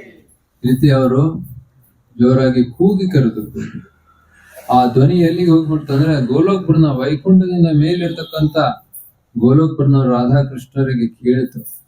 ಅವಾಗ ಆ ಅದ್ವೈತ ಆಚಾರ್ಯ ಆರ್ತ ಧ್ವನಿಯನ್ನ ಕೇಳಿ ಕೃಷ್ಣ ಈ ಜಗತ್ತಿಗೆ ಶ್ರೀ ಚೈತನ್ಯ ಮಹಾಪ್ರಭುತ್ವದಲ್ಲಿ 1485 ಇಸ್ವಿಯಲ್ಲಿ ಬಂತು. ಬಂಗಾಳದಲ್ಲಿ, ಅಂದ್ರೆ ಈಗೇನು ಪಶ್ಚಿಮ ಬಂಗಾಳ, ನಾವು ಕಲ್ಕತ್ತಾ ಇದೆಯಲ್ಲ, ನೀವೆಲ್ಲ ಹೋಗಿದ್ದೀರಾ? ಮಾಯಾಪುರಿಗೆ ಹೋಗಿದ್ದೀರಾ? ಮಾಯಾಪುರದಲ್ಲಿ ಅವರ ಜನ್ಮ ಆಯ್ತು. ಯೋಗಪೀಠ ಇದೆ, ಅದೆಲ್ಲ ನೋಡಿರ್ಬಹುದು. ಅಲ್ಲಿ ಆ ನಿಮಾಯಿ ಅಂದ್ರೆ ನೀಮ್ ಅಂದ್ರೆ ಬೇವಿನ ಮರದ ಕೆಳಗೆ ಅವ್ರ ಜನ್ಮ ಆಯ್ತು. ಅದರಿಂದ ಅವ್ರಿಗೆ ನಿಮಾಯಿ ಅಂತ ಹೆಸರು. ಮತ್ತೆ ಅವ್ರು ಬರೋದಕ್ಕಿಂತ ಮೊದಲೇ ಬಂದ್ರು ನಿತ್ಯಾನಂದ ಪ್ರಭು. ಯಾಕಂದ್ರೆ ಯಾರಾದ್ರೂ ಇಲ್ಲಿ ಪ್ರೈಮ್ ಮಿನಿಸ್ಟರ್ ಏನೋ ಅಥವಾ ಪ್ರೆಸಿಡೆಂಟ್ ಇಲ್ಲಿ ಬರ್ತಾರಂತ ಹುಬ್ಳಿ ಅಂತ ಗೊತ್ತಾದ್ರೆ ಇಲ್ಲಿ ಲೋಕಲ್ MLA MP ಆಕ್ಟಿವ್ ಆಗ್ತಾರಲ್ಲ, ಅವ್ರು ಬಂದು ಯಾವಾಗ ಬರ್ತಾರೆ, ಎಲ್ಲಿ ಬರ್ತಾರೆ, ಎಲ್ಲಿ ಉಳ್ಕೊಳ್ತಾರೆ, ಏನೆಲ್ಲ ಅವ್ರಿಗೆ ಕಾರ್ಯಕ್ರಮ ಇರ್ಬೇಕು, ಎಷ್ಟು ಮೀಟಿಂಗ್ ಆಗ್ಬೇಕು, ಅವ್ರು ಬರೋದು ಹೆಂಗೆ, ಹೋಗೋದು ಹೆಂಗೆ, ಎಲ್ಲಾನು ಪ್ಲಾನ್ ಮಾಡ್ತಾರೆ. ಯಾರು? ಇವ್ರು. ಅದೇ ರೀತಿ ಕೃಷ್ಣ ಬರೋದಕ್ಕಿಂತ ಮೊದ್ಲೇ ಬಲರಾಮ ಬರ್ತಾನೆ ಕೃಷ್ಣ ಲೀಲೆಯಲ್ಲಿ. ಅದೇ ರೀತಿ ಗೌರಾಂಗ ಮಹಾಪ್ರಭುರ ಲೀಲೆಯಲ್ಲಿ ಗೌರಾಂಗ ಮಹಾಪ್ರಭುಕ್ಕಿಂತ ಮೊದಲು ಬಂದವರು ಯಾರು? ಅವರೇ ನಿತ್ಯಾನಂದ. ಬ್ರಜೇಂದ್ರಂದನ ಜೈ ಸಚಿಸುತ್ತ ಹೊಯ್ಲೋ ಸೈ ಬಲರಾಮ ಹೊಯ್ಲೋ ನಿತಾಯಿ. ಬ್ರಜೇಂದ್ರನಂದನ ಅಂದ್ರೆ ನಂದ ಮಹಾರಾಜನ ಪುತ್ರನಾಗಿ ಕೃಷ್ಣ ಬಂದ, ಅವರೇ ಚೈತನ್ಯ ಮಹಾಪ್ರಭು ಗೌರಾಂಗ. ಬಲರಾಮನೇ ನಿತ್ಯಾನಂದ ಪ್ರಭು ಆಗಿ ಬಂದಿದ್ದಾರೆ. ಅದರಿಂದ ಈ ನಿತ್ಯಾನಂದ ಪ್ರಭು ಅವರು ಕೃಪಾ ಅವತಾರ. ಅಂದ್ರೆ ಸ್ಥಾನ ಮತ್ತು ಅಸ್ಥಾನ ಅಥವಾ ಪಾತ್ರ ಮತ್ತು ಅಪಾತ್ರವನ್ನು ನೋಡದೆ ಅವ್ರು ಏನ್ ಮಾಡ್ತಾರೆ? ದಾನ ಮಾಡ್ತಾರೆ. ನೀವು ಕನ್ನಡದಲ್ಲಿ ಕೇಳೋದು ಮುಖ ನೋಡಿ ಮಣೆ ಹಾಕ್ತಾರೆ. ಆ ರೀತಿ ಅಲ್ಲ ನಮ್ಮ ನಿತ್ಯಾನಂದ ಪ್ರಭು.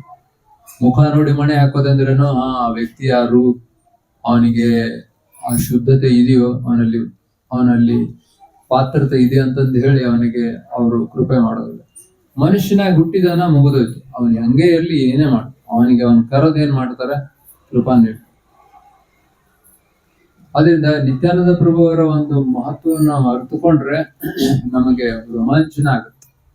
ಯಾಕಂದ್ರೆ ಅವ್ರು ಎಲ್ಲಿವರೆಗೂ ನಮ್ಮನ್ನ ಕೃಪಾ ಮಾಡ್ತಾರ ಅಂತಂದ್ರೆ, ನೀವು ಕೃಷ್ಣನ ಹತ್ರ ಹೋಗಿ ನೀವೇನಾದ್ರೂ ವರ ಕೇಳಿದ್ರೆ ಕೃಷ್ಣ ನಿಮ್ಗೆ ವೇಟಿಂಗ್ ರೂಮ್ ಅಲ್ಲಿ ಇಟ್ಬಿಟ್ಟು,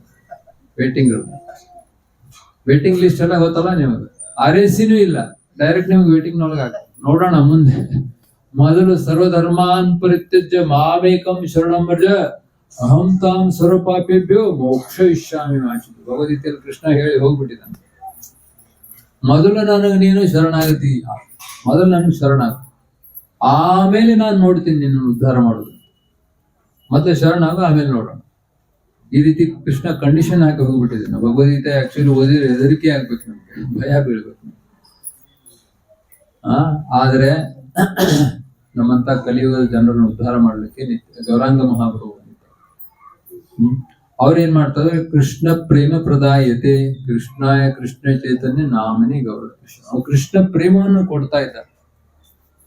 ಯಾರು? ಗೌರಾಂಗ ಮಹಾಪ್ರಭು. ಕೃಷ್ಣನೇ ಕೃಷ್ಣ ಪ್ರೇಮವನ್ನು ಕೊಡ್ತಾ ಇದ್ದಾನೆ ಕೇವಲ ಕೃಷ್ಣ ನಾಮದಿಂದ. ಇದು ಅತ್ಯಂತ ವಿಶೇಷವಾದ ಒಂದು ಸಂಗತಿ. ಮತ್ತು ಅವರಿಗೆ ಸಹಾಯಕರಾಗಿ ಬಂದವರೇ ನಿತ್ಯಾನಂದ ಪ್ರಭು. ಈ ಕೃಷ್ಣ ಪ್ರೇಮವನ್ನ ಅತಿ ಸುಲಭವಾಗಿ ಹಂಚಲಿಕ್ಕೆ ಬಂದಂತವರು ನಿತ್ಯಾನಂದ ಪ್ರಭು. ಅವ್ರೇನ್ ಮಾಡಿದಾರೆ? ಗೋದ್ರುಂಬ ದ್ವೀಪ ಅಂತಂದಿದೆ, ನೀವೆಲ್ಲ ನೋಡಿರ್ಬೋದು. ಅಲ್ಲಿ ಒಂದು ಮಾರ್ಕೆಟ್ ಪ್ಲೇಸ್ ಅನ್ನ, ಒಂದು ಮಾರುಕಟ್ಟೆಯನ್ನ ಅಲ್ಲಿ ಅವರು ಇಟ್ಟಿದ್ದಾರೆ. ಆ ಮಾರುಕಟ್ಟೆಯಲ್ಲಿ ಏನ್ ಸಿಗುತ್ತೆ? ಇಲ್ಲಿ ನಾವು ಹುಬ್ಬಳ್ಳಿಯಿಂದ ಧಾರವಾಡದಿಂದ ಬರುವಾಗ ನೋಡಿದ್ವಿ, ಕೃಷಿ ಉತ್ಪನ್ನ ಮಾರುಕಟ್ಟೆ ಕೇಳಿದ್ರಲ್ಲ, ಎಲ್ಲಿ ಅಂದ್ರೆ APMC ಅಂತಿರಲ್ಲ ನೀವು. ಅಲ್ಲಿ ಕೃಷಿ ಉತ್ಪನ್ನಗಳನ್ನ ಮಾರ್ತಾರೆ. ಆದ್ರೆ ಇವರು ಮಾರುಕಟ್ಟೆ ಇಟ್ಟಿದ್ದಾರೆ, ಯಾರು ನಿತ್ಯಾನಂದರು. ಅಲ್ಲೇನ್ ಸಿಗುತ್ತೆ? ಕೃಷ್ಣ ಪ್ರೇಮ ಸಿಗುತ್ತೆ. ಈ ಕೃಷ್ಣ ಪ್ರೇಮ ಅನ್ನೋದು ನಮಗೆ ಕೇವಲ ಥಿಯರಿ ಮಾತ್ರ, ಅದನ್ನ ಅರ್ಥ ಮಾಡ್ಕೊಂಡು ನಮಗ ಸಾಧ್ಯ ಇಲ್ಲ ನೀ ಯಾರಿಗೆ ಅಂತಂದ್ರೆ. ಯಾಕೆಂದ್ರೆ ಈ ಸಣ್ಣ ಮಗುಗೆ ನೀವೇನಾದ್ರೂ 500 ರೂಪಾಯಿ ನೋಟು ಅಥವಾ ಮೊದಲೆಲ್ಲ 2000 ಆಯ್ತಲ್ಲ, 2000 ರೂಪಾಯಿ ನೋಟು, 500 ರೂಪಾಯಿ ನೋಟು ಸಣ್ಣ ಮಗು ಕೊಟ್ರೆ ಅದೇನಂತದ? ಇದಕ್ಕೇನ್ ಬೇಡ, ನನಗೆ ರೌಂಡ್ ಇರುತ್ತಲ್ಲ, ರೌಂಡ್ ಮೇಲಿಂದ ಬಿದ್ರೆ ಸಫಳ ಆಗ್ಬೇಕು. ಕಾಯಿನ್ ಕೊಡಿ, ಕಾಯಿನ್. ಯಾಕಂದ್ರೆ ಒಂದು ಕಾಯಿನ್ ಕೊಟ್ರೆ ಮಾರ್ಕೆಟ್ಗೆ ಹೋಗಿ ಒಂದು ಲಾಲಿಪಾಪ್ ಅಥವಾ ಮತ್ತೊಂದೇನೋ ಚಾಕ್ಲೇಟ್ ಏನೋ ಸಿಗುತ್ತೆ. 500 ರೂಪಾಯಿದಲ್ಲಿ 1000 ಅಥವಾ 10,000 ಸಿಗ್ತಾವ ಅನ್ನೋದು ಮಗುಗೆ ಗೊತ್ತೇ ಇಲ್ಲ. ಆದ್ರಿಂದ ನಮಗೆ ಕೃಷ್ಣ ಪ್ರೇಮ ಅಂತಂದ್ರೆ ಅದು 10,000 ನೋಟ್ ಅಂತ ಇಟ್ಕೊಳ್ಳಿ ಅಥವಾ 1,00,000 ರೂಪಾಯಿ ನೋಟ್ ಅಂತ ಇಟ್ಕೊಳ್ಳಿ. ಆ ಕೃಷ್ಣ ಪ್ರೇಮವನ್ನು ನಾವು ಅರ್ಥ ಮಾಡ್ಕೊಳಕ್ ಇನ್ನೂ ಸಾಧ್ಯ ಆಗಿಲ್ಲ. ಯಾಕಂದ್ರೆ ಯಾರಿಗೆ ಕೃಷ್ಣ ಪ್ರೇಮ ಸಿಗುತ್ತೋ ಅವನ ಒಂದು ಪರಿಸ್ಥಿತಿ ಏನಾಗುತ್ತೆ ಅನ್ನೋದನ್ನ ನೀವು ಚೈತನ್ಯ ಚರಿತಾಮೃತದಲ್ಲಿ ಓದಿ ಅರ್ಥ ಮಾಡ್ಕೊಳ್ಳೋದು. ಚೈತನ್ಯ ಮಹಾಪ್ರಭು ಯಾವ ರೀತಿ ಕೃಷ್ಣ ಪ್ರೇಮದಿಂದ ಅವರು ಮತ್ತರಾಗಿ ಯಾವ ರೀತಿ ವರ್ತನೆ ಮಾಡ್ತಾರೆ. ಆಮೇಲೆ ಆ ರೀತಿ ಆಗುತ್ತಾ ನಮಗೂನು ಆ ರೀತಿ ನಾವು ಎಲ್ಲೆಲ್ಲೋ ಹೋಗಿ ಬಿದ್ದು ಉರುಳಾಡ್ತೀವ. ಹಂಗಿದ್ರೆ ಕೃಷ್ಣ ಪ್ರೇಮ ಯಾಕ್ರಿ ನಮಗ್ ಬೇಕು ಅಂತಂದು ಹಿಂಗೆಲ್ಲ ವಿಚಾರ ಮಾಡೋ ಪರಿಸ್ಥಿತಿ ಬಂದಿದೆ ನಮಗೆ. ಅರ್ಥಾತ್ ಅಂದ್ರೆ ಅದು ಒಂದು ಬೆಲೆ ಬಾಳುವ ವಜ್ರ ಇದ್ದಂತೆ, ಹೇಳ್ತಾ ಅದಕ್ಕೆ ಬೆಲೆ ಕಟ್ಟಕನ ಆಗತ್ತೆ. ಆದ್ರೆ ಇಷ್ಟು ನಾವೇನು ಅರ್ಥ ಮಾಡ್ಕೊಳ್ಬೇಕು, ಜನ್ಮ ಮೃತ್ಯು ಜರ ವ್ಯಾಧಿಯಿಂದ ನಮಗೆ ಮುಕ್ತಿ ಸಿಗುತ್ತಪ್ಪ, ಅಷ್ಟಾದ್ರೂ ನೀವು ಅರ್ಥ ಮಾಡ್ಕೊಳ್ಬೇಕು. ಕೃಷ್ಣ ಪ್ರೇಮ ಅದು ಅತಿ ತಿಳಿಲಾಗದಂತ ಒಂದು ಅತಿ ಗಹನವಾದ ವಿಷಯ. ಕೊನೆ ಪಕ್ಷ ನಮಗೆ ಮೃತ್ಯು ಬರೋದಿಲ್ಲ, ಅಂದ್ರೆ ನಾವು ಜನ್ಮ ಎತ್ತೋದಿಲ್ಲ. ಜನ್ಮ ಎತ್ತಿದ್ರೆ ತಾನೇ ಮೃತ್ಯು ಬರುತ್ತೆ. ನಾವು ಜನ್ಮನೇ ಎತ್ತೋದಿಲ್ಲ ಅಂದ್ರೆ ಮೃತ್ಯು ಬರೋದಿಲ್ಲ. ಮತ್ತೆ ಜನ್ಮ ಎತ್ತೋದಿಲ್ಲ ಈ ಜಗತ್ತಿನಲ್ಲಿ ಅಂದ್ರೆ ನಾನು ಬೇರೆ ಕಡೆಗೆ ಹೋಗ್ಬೇಕು. ಎಲ್ಲಿ? ವೈಕುಂಠ. ಅಲ್ಲಿ ಹೋದ್ರೆ ಅಲ್ಲಿ ಜರ ಮತ್ತು ವ್ಯಾಧಿಗಳಿಲ್ಲ, ಅಲ್ಲಿ ಮುಪ್ಪು ಇಲ್ಲ ಮತ್ತು ರೋಗ ಇಲ್ಲ, ಅಲ್ಲಿ KMC ಇಲ್ಲ ಅಥವಾ SDM ಇಲ್ಲ ಅಲ್ಲಿ ಅಲ್ಲ. ಆ ನಂತರ ಅಲ್ಲಿ ಬೇರೆ ಯಾವುದೇ ಸಮಸ್ಯೆಗಳಿಲ್ಲ. ಅಂದ್ರೆ ಕೃಷ್ಣ ಪ್ರೇಮ ಅಂತೂ ದೊಡ್ಡ ಮಾತಾಯ್ತು. ಅಟ್ಲೀಸ್ಟ್ ಇಷ್ಟಾದ್ರೂ ನಾವು ಅರ್ಥ ಮಾಡ್ಕೋಬಹುದಲ್ಲ. ಇದಕ್ಕಿನ ಹೆಚ್ಚು, ಇದಕ್ಕಿನ ಅತಿ ಶ್ರೇಷ್ಠ ಮಟ್ಟದ ಒಂದು ಆಧ್ಯಾತ್ಮಿಕ ಆನಂದ ಸಿಗುತ್ತೆ ಅಲ್ಲಿ. ಅದಕ್ಕೆ ಕೃಷ್ಣ ಪ್ರೇಮ ಅಂತ ನಾವ್ ಹೇಳ್ಬೋದು. ಅಂತ ಕೃಷ್ಣ ಪ್ರೇಮವನ್ನ ಮುಖ ನೋಡ್ದೇನೆ ಕೊಟ್ಟಂತವ್ರು ಚೈತನ್ಯ ಮಹಾಪ್ರಭು. ಅವ್ರಿಗೆ ಸಹಾಯ ಮಾಡಿದ್ರೆ ನಿತ್ಯಾನಂದ ಹೇಳ್ತಾ. ಒಂದು ಸಣ್ಣ ಕಥೆ ಇದೆ, ಅದನ್ನ ಹೇಳ್ತೀನಿ. ಆ ನಂತರ ನಿಮ್ಗೆ ಏನಾದ್ರು ಪ್ರಶ್ನೋತ್ತರ ಮಾಡೋಣ. ಅಲ್ಲಿಗೆ ಪ್ರಶ್ನೆ ಮುಗಿಸಿ ನಾವು ಆರತಿ ಮಾಡೋಣ. ಒಂದ್ಸಾರಿ ನಿತ್ಯಾನಂದ ಪ್ರಭು ಮತ್ತು ನಾಮಾಚಾರ್ಯ ಠಾಕೂರ್ ಹರಿದಾಸ್ ಅವರನ್ನ ಕರೆದ್ರು. ಯಾರು? ಮಹಾಪ್ರಭು ಕರೆದು ಅವ್ರು ಹೇಳಿದ್ರು, ಶುನು ಶುನು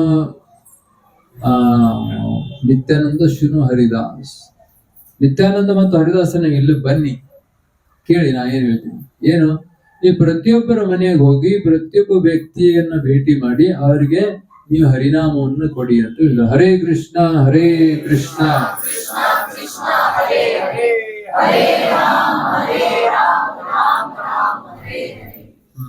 ಈ ರೀತಿ ಹರಿನಾಮದಿಂದ ಹರಿ ಪ್ರೇಮ ಅಥವಾ ಕೃಷ್ಣ ನಾಮದಿಂದ ಕೃಷ್ಣ ಪ್ರೇಮನ್ನ ನೀವು ಯಾವುದೇ ಸಂಕೋಚ ಇಲ್ಲದೆ ಎಲ್ಲರಿಗೂ ಮುಕ್ತವಾಗಿ ಅದನ್ನ ಉಚಿತವಾಗಿ ದಾನ ಮಾಡಿ ಅಂತಂದು ಚೈತನ್ಯ ಮಹಾಪ್ರಭು ಹೇಳಿದ್ರು.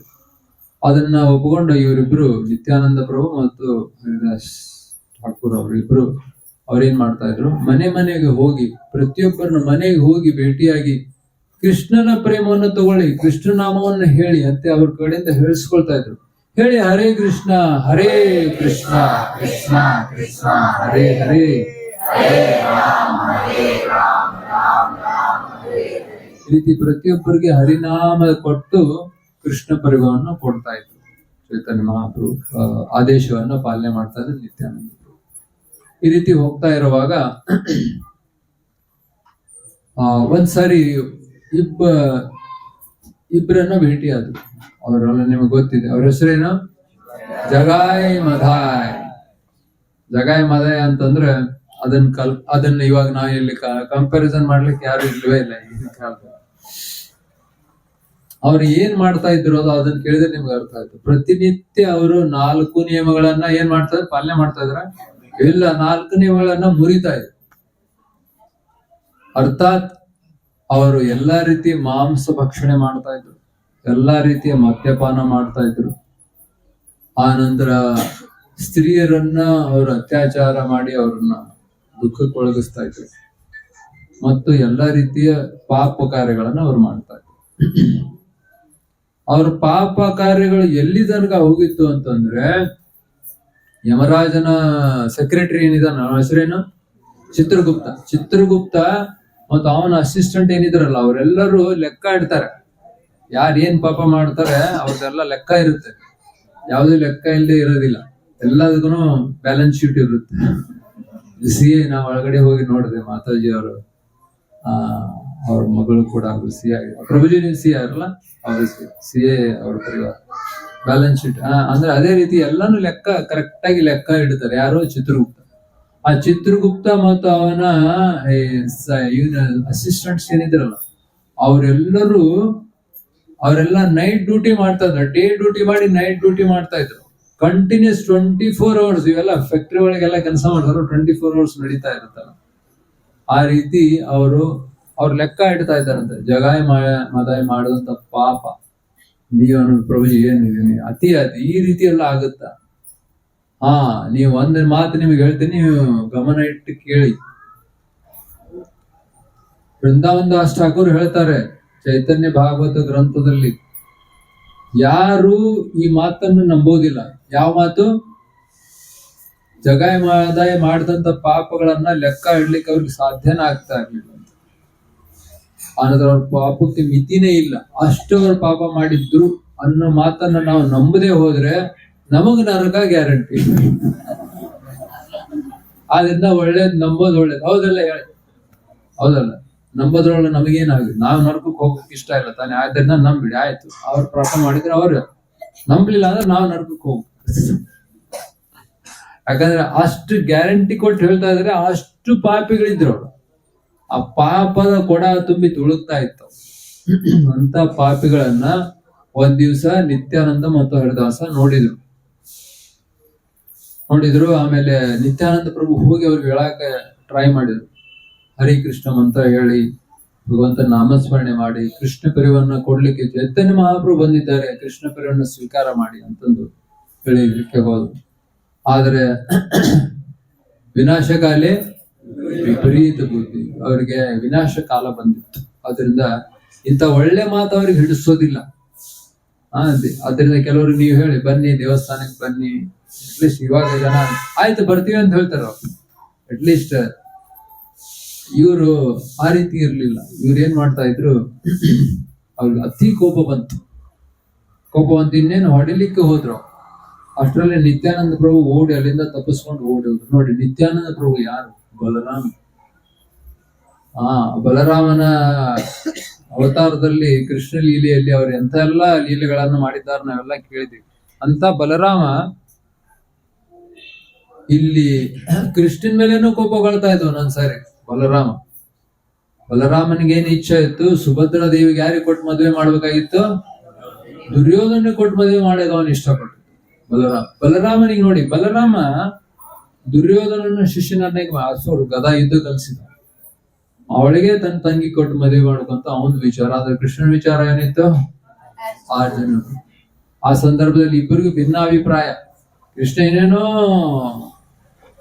ಯೋಜನೆಗಳನ್ನ ಹಾಕಿ ಅದನ್ನ ತಪ್ಪಿಸಿದ. ಇಲ್ಲದೆ ಬಲರಾಮ ಅವರಿಗೆ ಕೊಟ್ಟು ಮದುವೆ ಮಾಡುದು.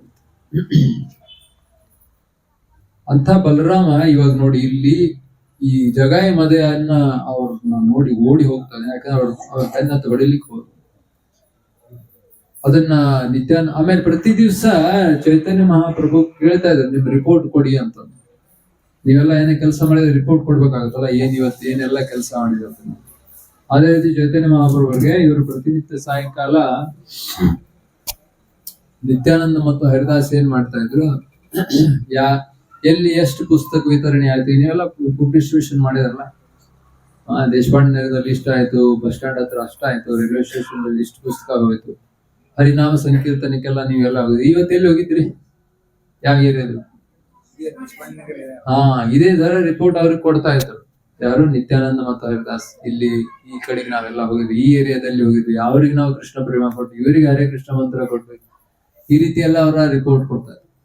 ಆ ದಿನ ಅವ್ರಿಗೆ ರಿಪೋರ್ಟ್ ಕೊಡ್ಲಿಕ್ಕೆ ಕರೆದಾಗ ಅವ್ರು ಹೇಳಿದ್ರು, ಇಲ್ಲ, ಈ ಹರಿದಾಸ್ ಠಾಕೂರ್ ಹೇಳ್ತಾರೆ ನಿತ್ಯಾನಂದ ಮಹಾಪ್ರಭುಗೆ, ಇವತ್ತು ನಿಮಗೆ ಗೊತ್ತಾ ಏನಾಯ್ತು ಅಂತ. ಏನಾಯ್ತು? ನಾವು ಈ ಇಬ್ರು ರಾಕ್ಷಸರಿಂದ ಇದ್ದಾರಲ್ಲ, ಹಿರಣ್ಯಕಶಿಪು, ರಾವಣ, ಕುಂಭಕರ್ಣ, ದಂತ, ಶಿಶುಪಾಲ, ನಿಮ್ಗೆಲ್ಲ 6 ಮಂದಿ ಬಂದ್ರಲ್ಲ, ಅವರು ಗೊತ್ತಿದೆಯಲ್ಲ. ಆ 6 ಮಂದಿ ಪಾಪಗಳನ್ನ ಇಬ್ರೇ ಮಾಡಿದ್ರು. ಅವರೇ ಜಗಾಯ ಮತ್ತು ಮದಾಯ. ಅವರೇ ನಿಜವಾಗಿ ಹೇಳ್ಬೇಕಂದ್ರೆ, ಅವರೇ ಚೈತನ್ಯ ಮಹಾಪ್ರಭು ಬರ್ತಾರ ಅನ್ನೋದು ಗೊತ್ತಾಗಿದ್ಮೇಲೆ ಅವ್ರು ಮತ್ತೆ ಅವತಾರ ತಾಳಿದ್ರು. ಇಲ್ಲಿಗೆ ಅವ್ರಿಗೆ 6 ಜನ್ಮದಲ್ಲಿ ಅವ್ರಿಗೆ ಮುಕ್ತಿ ಸಿಕ್ಕಿತ್ತು. ವಾಪಸ್ ಅವ್ರು ಜಯ ವಿಜಯರಾಗಿ ಅಲ್ಲಿ ವೈಕುಂಠದಲ್ಲಿ ಹೋಗಿ ನೆಲೆಸಿದ್ರು. ಆದ್ರೆ ಅವ್ರಿಗೆ ಯಾವಾಗ ಗೊತ್ತಾಯ್ತು ಅದೇ ಕೃಷ್ಣ, ಅದೇ ಬಲರಾಮ, ಅದೇ ರಾಮ, ಅದೇ ಲಕ್ಷ್ಮಣ ಇಲ್ಲಿ ಗೌರಾಂಗ ಮತ್ತು ನಿತ್ಯಾನಂದ ಆಗಿ ಬರ್ತಾರನ್ನೋ ವಿಷಯ ಅವ್ರಿಗೆ ಗೊತ್ತಾದ್ಮೇಲೆ, ಮತ್ತ ಅವ್ರು ಬರ್ತಾರಂದ್ರೆ ನಾವು ಹೋಗ್ಬೇಕು, ಇಲ್ಲಿದ್ರೆ ಕಂಪ್ಲೀಟ್ ಹೆಂಗಾಗುತ್ತೆ. ಪ್ರತಿ ಸರಿನೂ ಅವ್ರು ಬಂದಾಗ, ಭಗವಂತ ಬಂದಾಗ ನಾವು ಅವ್ರ ಜೊತೆಗಿದ್ವಲ್ಲ. ಆದ್ರಿಂದ ಗೌರಾಂಗ ನಿತ್ಯಾನಂದ ಬರ್ತಾ ಇದ್ದಾರೆ ಅಂದ್ರೆ ಜಗಾಯ ಮಾಧವನು ಅಲ್ಲಿ ಹೋಗ್ಬೇಕಂತ ಅವ್ರು ಅವಾಗ ಡಿಸೈಡ್ ಮಾಡಿ ಈ ಹಿರಣ್ಯಕಶಿಪು, ಹಿರಣ್ಯಾಕ್ಷರೇ ಅಥವಾ ರಾವಣ, ಕುಂಭಕರ್ಣ, ದಂತ, ಶಿಶುಪಾಲರೇ ಈ ಜಗಾಯ ಮಾದಾಯಿಗೆ ಬಂದಿದ್ದಾರೆ, ನೆನ್ಪಿಟ್ಕೊಳ್ಳಿ. ಆ ನಂತರ ಅವರು ಈ ರೀತಿ ನಾವು ಹರೇ ಕೃಷ್ಣ ಮಂತ್ರ ಕೊಡ್ಲಿಕ್ಕೆ ಹೋದಾಗ ಅವರು ಹೊಡಿಲಿಕ್ಕೆ ಬಂದ್ರು. ಆದ್ರಿಂದ ಈ ನಿತ್ಯಾನಂದ ಅವ್ರ ಜೊತೆಗೆ ನನಗೆ ಪ್ರೀಚಿಂಗ್ ಮಾಡಕ್ ಆಗಲ್ಲ, ಒಂದೊಂದ್ಸರಿ ಭಕ್ತರ ಬಗ್ಗೆ ಇದಾಗುತ್ತೆ, ಇವ್ರ ಜೊತೆಗೆ ನಾನು ಸೇವೆ ಮಾಡಕ್ ಆಗಲ್ಲ ಅಂತ ನಿಂಗೆಲ್ಲ ಕಂಪ್ಲೇಂಟ್ ಬರ್ತಲ್ಲ. ಈ ರೀತಿ ಕಂಪ್ಲೇಂಟ್ ಅವಾಗನೂ ಬಂದಿತ್ತು. ಆದ್ರೆ ಈ ಕಂಪ್ಲೇಂಟ್ ಬೇರೆ ರೀತಿಯ, ಅದು ಒಂದು ರೀತಿ ಒಂದು ತಮಾಷೆಯಾಗಿ ಅವರು ಕಂಪ್ಲೇಂಟ್ ಕೊಡ್ತಾರೆ. ಯಾರಿಗೆ? ಮಹಾಪ್ರಭು. ಆ ನಂತರ ಮಹಾಪ್ರಭು ಹೇಳಿದ್ರು, ಇಲ್ಲ, ಯಾವಾಗ ನಿತ್ಯಾನಂದ ಪ್ರಭು ಅವರ ದೃಷ್ಟಿ ಇವ್ರ ಮೇಲೆ ಬಿದ್ದಿದೆ ಅಂದ್ರೆ ಇವತ್ತಿಲ್ಲ ನಾಳೆ ಜಗಾಯ ಮದಾಯಿ ಉದ್ಧಾರ ಆಗೋದು ಗ್ಯಾರಂಟಿ ಅಂತಂದು ಹೇಳಿದ್ರು. ಯಾಕಂದ್ರೆ ನಿತ್ಯಾನಂದ ಪ್ರಭು ಅವರು ಯಾರು? ಸ್ವಯಂ ಆದಿ ಗುರು ಇದ್ದಾರೆ.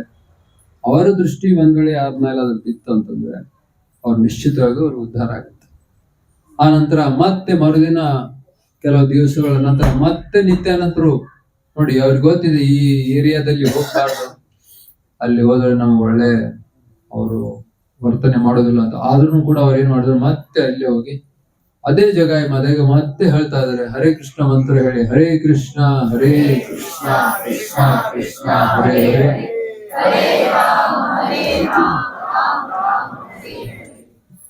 ಆನಂತರ ಈ ಸರಿ ಅವ್ರು ನೋಡಿ ಅವ್ರಿಗೆ ತುಂಬಾನೇ ಕೋಪ ಬಂತು. ಯಾರಿಗೆ? ಜಗಾಯ ಮಾದಾಯಿ. ಅವರ ಕೈಯಲ್ಲಿ ಮಡಿಕೆ ಇತ್ತು. ಮಡಿಕೆಯಲ್ಲಿ ಏನಿತ್ತು? ಆ ಮದ್ಯವನ್ನ ಅವರು ಕುಡಿತಾ ಇದ್ರು. ಅವರು ಆ ಮಡಿಕೆ ತಗೊಂಡು ನಿತ್ಯಾನಂದ ತಲೆ ಮೇಲೆ ಹೊಡೆದ್ರು. ನಿತ್ಯಾನಂದ ಪ್ರಭು ಅವ್ರ ತಲೆಯಿಂದ ರಕ್ತ ಬರ್ಲಿಕ್ಕೆ ಶುರುವಾಯ್ತು. ಅಷ್ಟು ಜೋರಾಗಿ ಹೊಡೆದ್ರು, ನೆನ್ಪಿಟ್ಕೊಳ್ಳಿ. ಅವ್ರ ಮೈಯೆಲ್ಲ ರಕ್ತ ಆಗಿಬಿಡ್ತು. ಆದ್ರೂ ಕೂಡ ನಿತ್ಯಾನಂದ ಅವ್ರ ಚರಣದಲ್ಲಿ ಬಿದ್ದು ಹೇಳ್ತಾ ಇದಾರೆ, ಇಲ್ಲ, ನೀವು ನನಗೆ ಹೊಡೆದ್ರಿ ಅಂತ ನನಗೇನು ಕೋಪ ಇಲ್ಲ.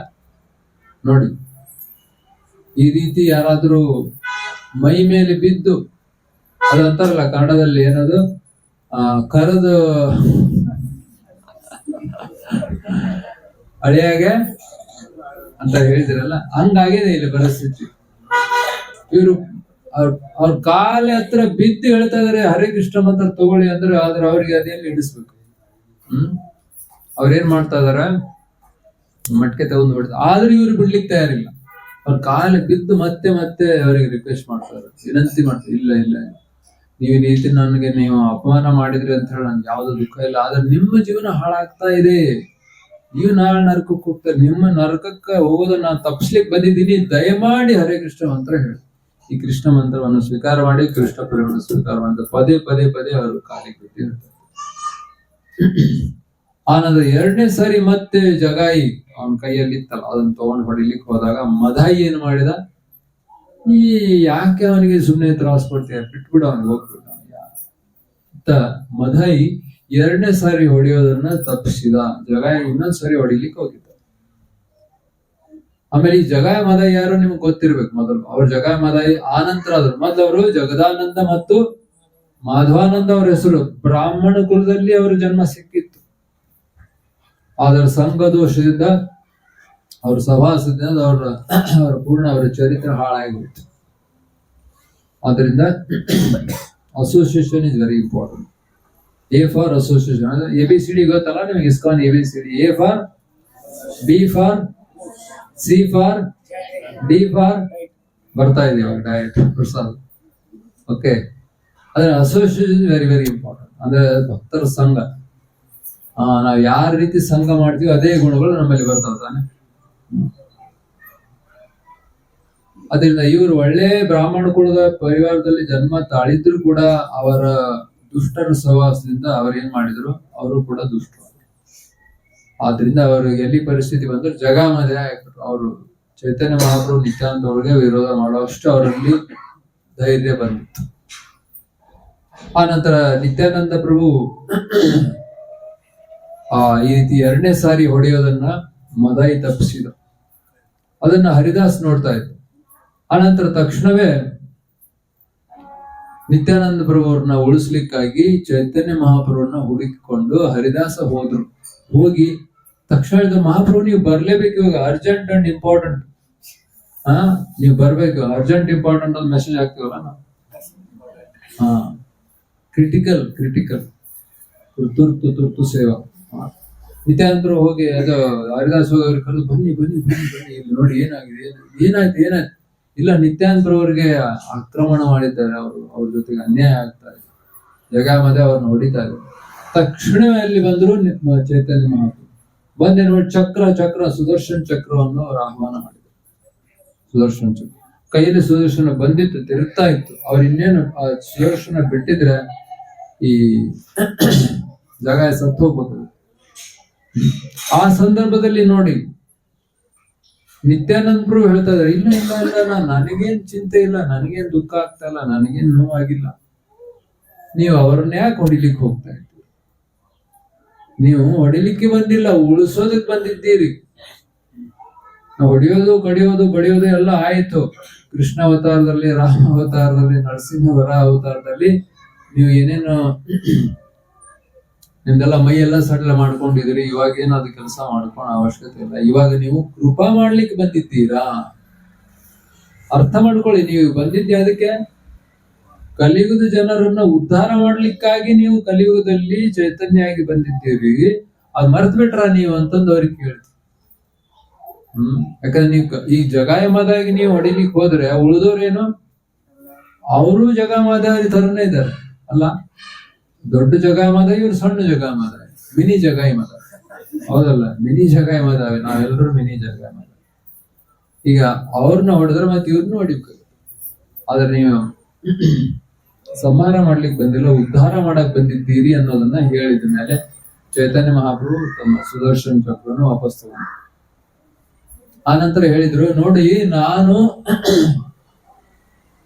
ನನಗೆ ಜಗಾಯಿ 1 ಸಾರಿ ಹೊಡೆದ, 2ನೇ ಸಾರಿ ಹೊಡೆಯೋದನ್ನ ಮದಾಯಿ ತಪ್ಪಿಸಿದ.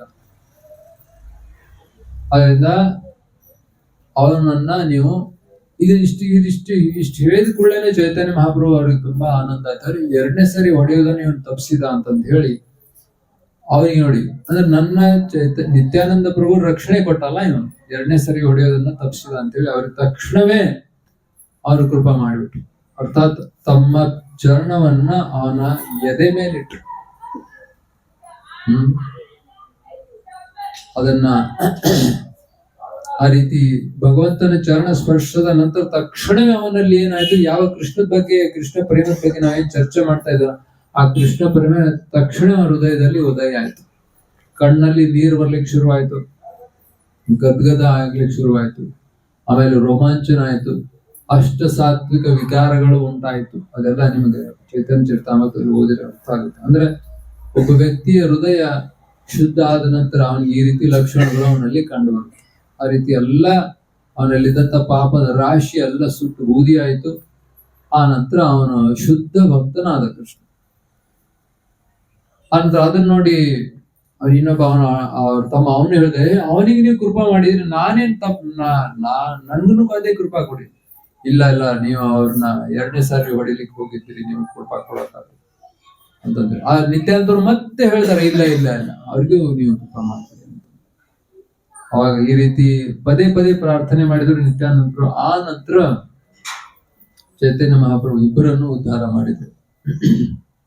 ಆಮೇಲೆ ಯಾವಾಗ ಚೈತನ್ಯ ಮಹಾಪ್ರಭು ಜಗಾಯ ಮದಾಯ ಉದ್ಧಾರ ಮಾಡಿದ ಸುದ್ದಿ ಯಾರಿಗ್ ಗೊತ್ತಾಯ್ತು? ಯಮರಾಜನಿಗೆ ಗೊತ್ತಾಯ್ತು. ಆ ಸುದ್ದಿ ಕೇಳಿದ ಕೂಡಲೇ ಅವನು ಮೂರ್ಛನೆ ಹೋಗ್ಬಿಟ್ಟ. ಅವನಿಗೆ ತಿಳ್ಕೊಳಕ್ಕಿಲ್ಲ, ನಂಬ್ಲಿಕ್ಕೇನೆ ಆಗ್ಲಿಲ್ಲ. ಜಗಾಯ ಮದಾಯ ಅಂತ ಪಾಪಿಗಳನ್ನ ಅವ್ರ ಪಾಪದ ರಾಶಿಯನ್ನು ನಾವು ಬರಿತಾ ಹೋಗ್ತಾ ಇದ್ರೆ ನಮ್ಮ ಸ್ಟಾಫ್ ಅಂದ್ರೆ ಚಿತ್ರಗುಪ್ತ ಅಂಡ್ ಕಂಪನಿ ಅವ್ರಿಗೇನೆ ಮೂರ್ಛೆ, ಅವರಿಗೆ ತಲೆನೋವು ಬಂದು ಅವರೆಲ್ಲ ಹಾಸ್ಪಿಟ್ಲಿಗೆ ಅಡ್ಮಿಟ್ ಆಗಿದ್ದಾರೆ. ಅಂತ ಪರಿಸ್ಥಿತಿಯಲ್ಲಿ ಅಂತ ಜಗಮದಾಗಿ ಚೈತನ್ಯ ಮಹಾಪ್ರಭು ಹೋಗಿ ಅವರಿಗೆ ಶುದ್ಧ ಭಕ್ತರನ್ನ ಮಾಡಿದ್ರ ಅಂತ ಹೇಳಿ ಅದನ್ನ ಕೇಳಿದ ಕೂಡಲೇ ಅವನು ಮೂರ್ಛೆ ಹೋದ ಅಂತಂದು ಹೇಳಿದೆ. ಇದರಲ್ಲಿ ಚೈತನ್ಯ ಅದೆಲ್ಲ ನೀವು ನಂಬಲೇಬೇಕು. ನಂಬ್ತಿರಿಲ್ಲ, ನಂಬಲಿಕ್ಕೆ ಬೇಕು. ಯಾಕಂದ್ರೆ ನಮ್ಗೆ ಯಾರಿಗೇನು ಯಮಧರ್ಮ ಮುಖ ನೋಡ್ಲಿಕ್ಕೆ ಇಷ್ಟ ಇಲ್ಲ. ಕರೆಕ್ಟಾ? ಈ ರೀತಿ ಆ ನಂತರ ಮತ್ತೆ ಅವನಿಗೆ ಚಿತ್ರಗುಪ್ತ ಅವರೆಲ್ಲ ಅವನ ಮುಖದ ಮೇಲೆ ನೀರು ಸಿಂಬಿಡಿಸಿ ಏನೇನೋ ಮಾಡಿ ಮತ್ತೆ ಅವನಿಗೆ ಹೇಳಿದ್ರಿಲ್ಲ ಚೈತನ್ಯ ಮಹಾಪ್ರಭು ಈ ರೀತಿ ಅನುಗ್ರಹ ಮಾಡಿದ್ದಾರೆ. ಅವಾಗ ಗೊತ್ತಾಯ್ತು ಯಾವ ರೀತಿ ಚೈತನ್ಯ ಮಹಾಪ್ರಭು ನಿತ್ಯಾನಂದ ಪ್ರಭು ಕಲಿಯುಗದ ಜನರನ್ನ ಉದ್ಧಾರ ಮಾಡ್ಲಿಕ್ಕಾಗಿ ಬಂದಿದ್ದಾರೆ. ಇದು ಭಗವಂತನ ಕರುಣೆ. ಅಂದ್ರೆ ಮಕ್ಕಳು ಎಷ್ಟೇ ಕಿಡಿಗೇಡಿಗಳಾದ್ರೂ ಕೂಡ ತಂದೆ ತಾಯಿಗೆ ಎಂದು ಪ್ರೇಮ ಕಡಿಮೆ ಆಗತ್ತಾ? ನೋಡಿ, ಈ ಜಗತ್ತಿನಲ್ಲಿ ಈಗಿನ ಕಾಲದಲ್ಲಿ 2026 ನಡೀತಾ ಇದೆ. ಈಗಿನ ಕಾಲದಲ್ಲಿ ಮಕ್ಕಳು ಎಷ್ಟೇ ತಪ್ಪು ಮಾಡಿದ್ರು ಕೂಡ ತಂದೆ ತಾಯಿಗೆ ಅವ್ರ ಮೇಲೇನಿದೆ? ಪ್ರೇಮನೇ ಇದೆ, ಅದು ಕಡಿಮೆ ಆಗಲ್ಲ. ಅಂತ ಇರುವಾಗ ಭಗವಂತ ನಮ್ಮೆಲ್ಲರ ತಂದೆ ತಾಯಿ, ಅವನ ಹೃದಯದಲ್ಲಿ ಎಷ್ಟು ಕೃಪೆ ಇರ್ಬೇಕು, ಅವನ ಹೃದಯ ಎಷ್ಟು ವಿಶಾಲವಾಗಿರ್ಬೇಕು, ಅವನ ಹೃದಯದಲ್ಲಿ ಎಷ್ಟು ಕೃಪೆ ಇರ್ಬೇಕು, ಅದನ್ನ ನಾವು ಅರ್ಥ ಮಾಡ್ಕೊಳ್ಬೇಕು. ಕರೆಕ್ಟಾ? ಅದರಿಂದ ಅಂತಹ ಕೃಪಾವತಾರ ನಿತ್ಯಾನಂದ ಪ್ರಭು ಮತ್ತು ಚೈತನ್ಯ ಮಹಾಪ್ರಭು ನಾವು ಅಭಿಷೇಕ ಮಾಡಿದ್ದೀವಿ. ಇವಾಗ ಇಲ್ಲಿಗೆ ಮುಕ್ತಾಯ ಮಾಡೋಣ. ಆ ನಂತರ ಈ 2 ಜಗಾಯ ಮದಾಯನ್ನ ಉದ್ಧಾರ ಮಾಡಿದ್ರು ನಿತ್ಯಾನಂದ ಪ್ರಭು. ಆದ್ರೆ ಶ್ರೀಲ ಪ್ರಭುಪಾದರು ಏನ್ ಮಾಡಿದ್ದಾರೆ? ಕೋಟ್ಯಾಂತರ ಜಗಾಯ ಮದಾಯಗಳನ್ನ ಉದ್ಧಾರ ಮಾಡಿದ್ದಾರೆ. ನೋಡಿ,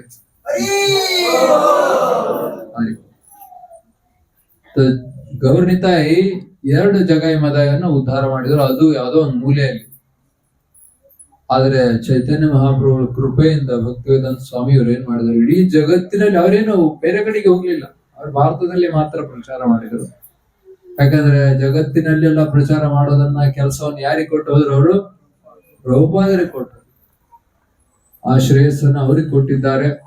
ಅವರ ಒಂದು ಕೃಪೆ ಅದು ಇಡೀ ವಿಶ್ವದಾದ್ಯಂತ ವಯಸ್ಸಿನ 70ನೇ ವರ್ಷದಲ್ಲಿ, ಇಲ್ಲಿ ಯಾರಾದ್ರೂ ವಯಸ್ಸಿನಲ್ಲಿ 70-80 ಇರ್ಬೋದಿಲ್ಲಲ್ಲ, ಹಿಂದೆ ಕುತ್ಕೊಂಡಿದ್ದಾರೆ ದೊಡ್ಡವರು.